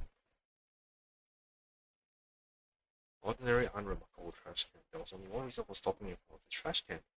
The first time Grim Vulture was seen disguised as an ordinary person, she was standing silently next to this trash can gazing at the sea. Such a trash can. Lifting the lid of the trash can among the piles of crumpled food representing scarlet eater batteries smelling of seawater, you find some torn pieces of paper scattered here and there.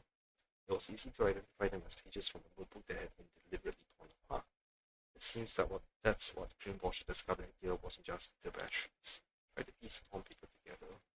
You quickly saw a piece of the torn papers. Now the contents are fully readable. It seems to be a diary.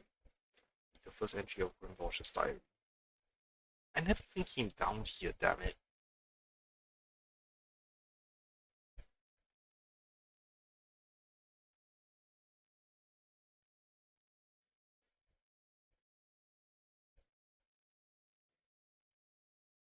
Second entry.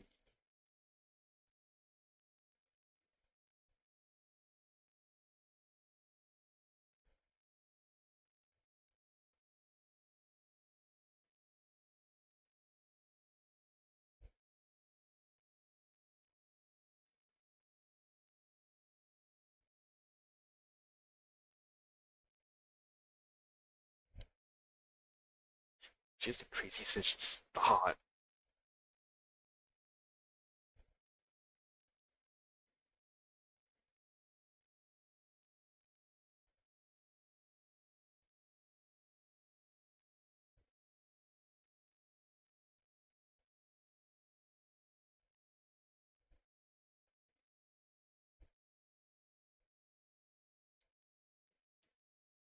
All very beautiful marriage comes to an abrupt end here.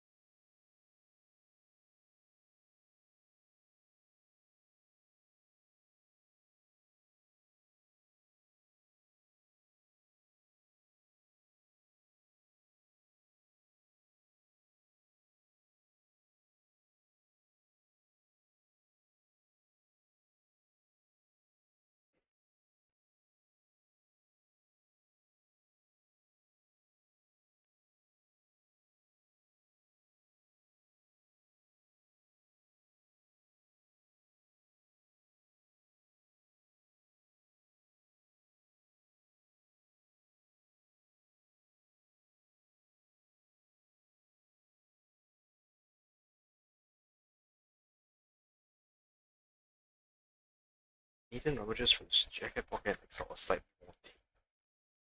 The Wire squad discovered by Nathan, Leaf's younger brother. His long sealed recordings sparked a series of events that would follow. Years have passed, and all the tape surveys show some where the audio within remains pristine, as crystal clear as it was recorded just yesterday.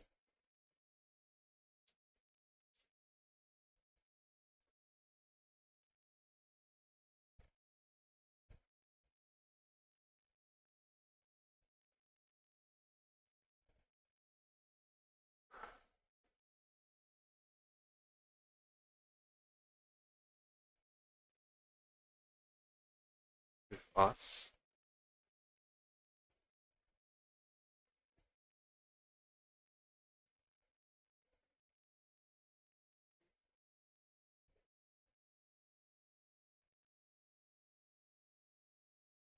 Nathan takes a step back. Carol looks at you, her lips seeming to tremble slightly.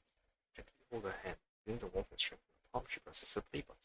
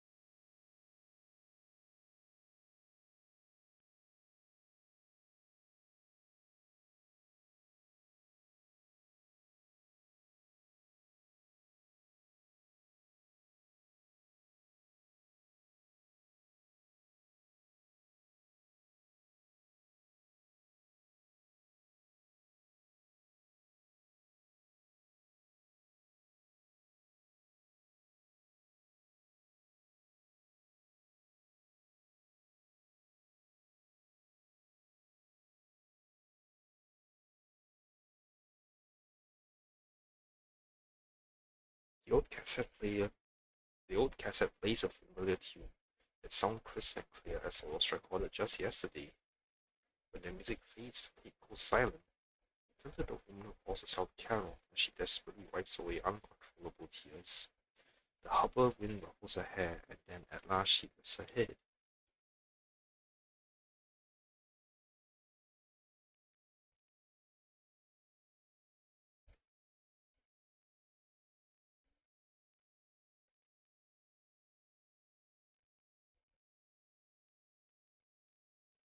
Oh, that's heartbreaking.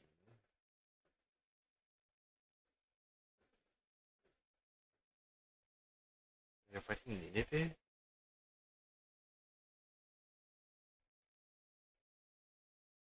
After meeting with Nathan, you spend a long time with Carol and Port Elvis, letting the sea breeze wash over you. Don't say a word because you both know it'll soon be time to part ways. As the temperature begins to cool, you head back to 6th Street with her.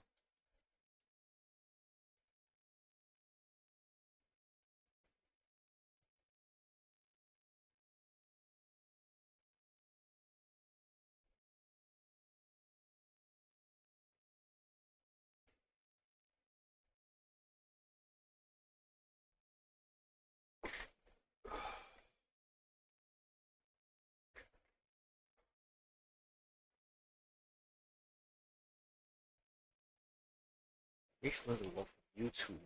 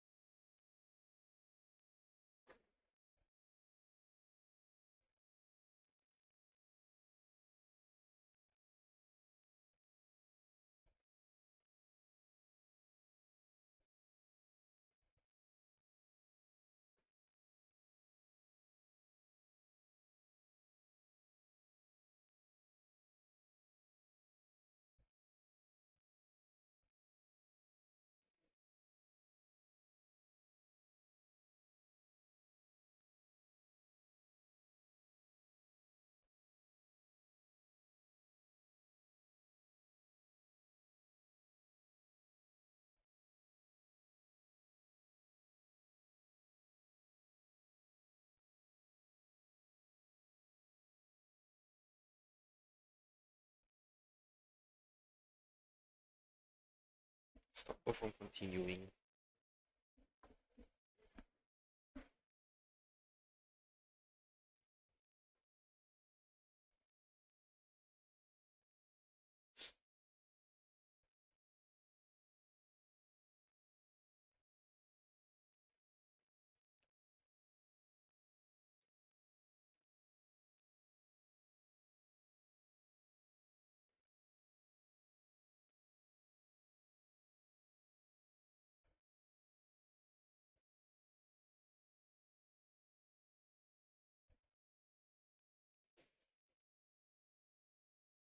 And your new goal is?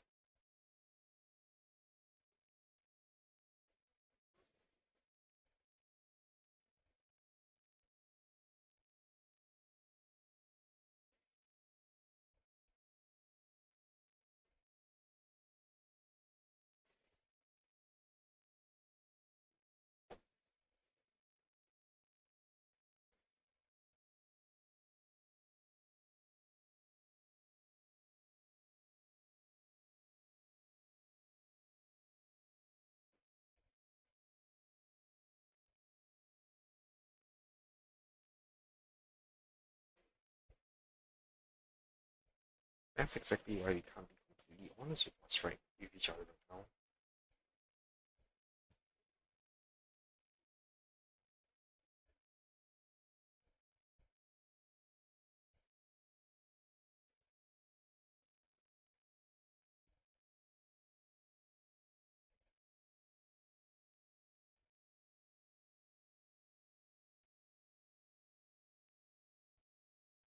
And right now, we're still very powerless.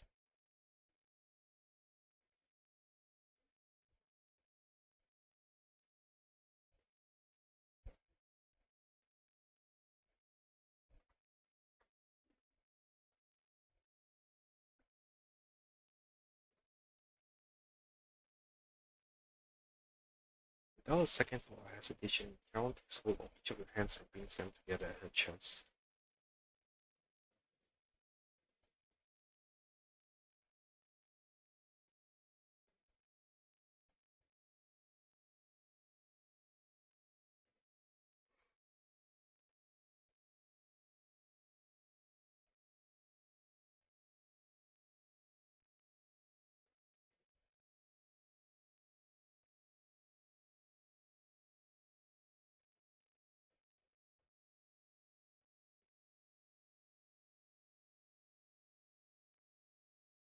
Ew.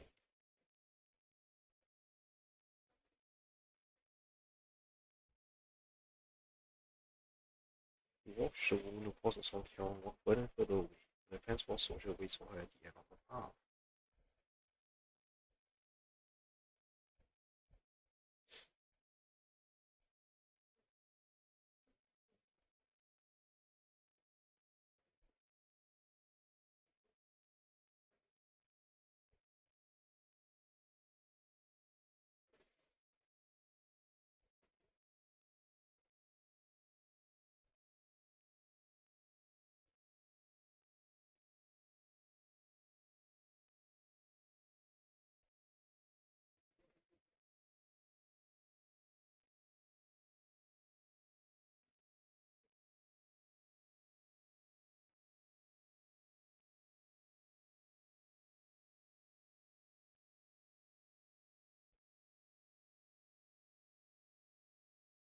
Things had come to an end. Well, do you think we'll ever see Carol again? For sure. Yeah, I hope so too. We must get stronger. We must grow, get stronger, and gain greater power to face any crisis. When we reunite with her, then we must hear her real code. Exactly. However, after hearing about the connection between Carol and Grim Vulture, I can't help but feel a bit sad. Two people with the same fate ended up walking completely different paths, becoming enemies. Well, if we also encounter enemies who once experienced the same fate but now walk completely different paths with opposing goals forced to be enemies, what would you choose to do? I would seek mutual understanding with them? Haha, that really sounds like something you'd say, though. If the time ever comes, let's seek mutual understanding with the other party together. People should face everything together, right? After everything that's happened, I'm feeling a bit tired. You must feel the same, right, though? We'll get more and more permissions from the shepherd from now on. How about we take a short break while we can? Take a break. Hey.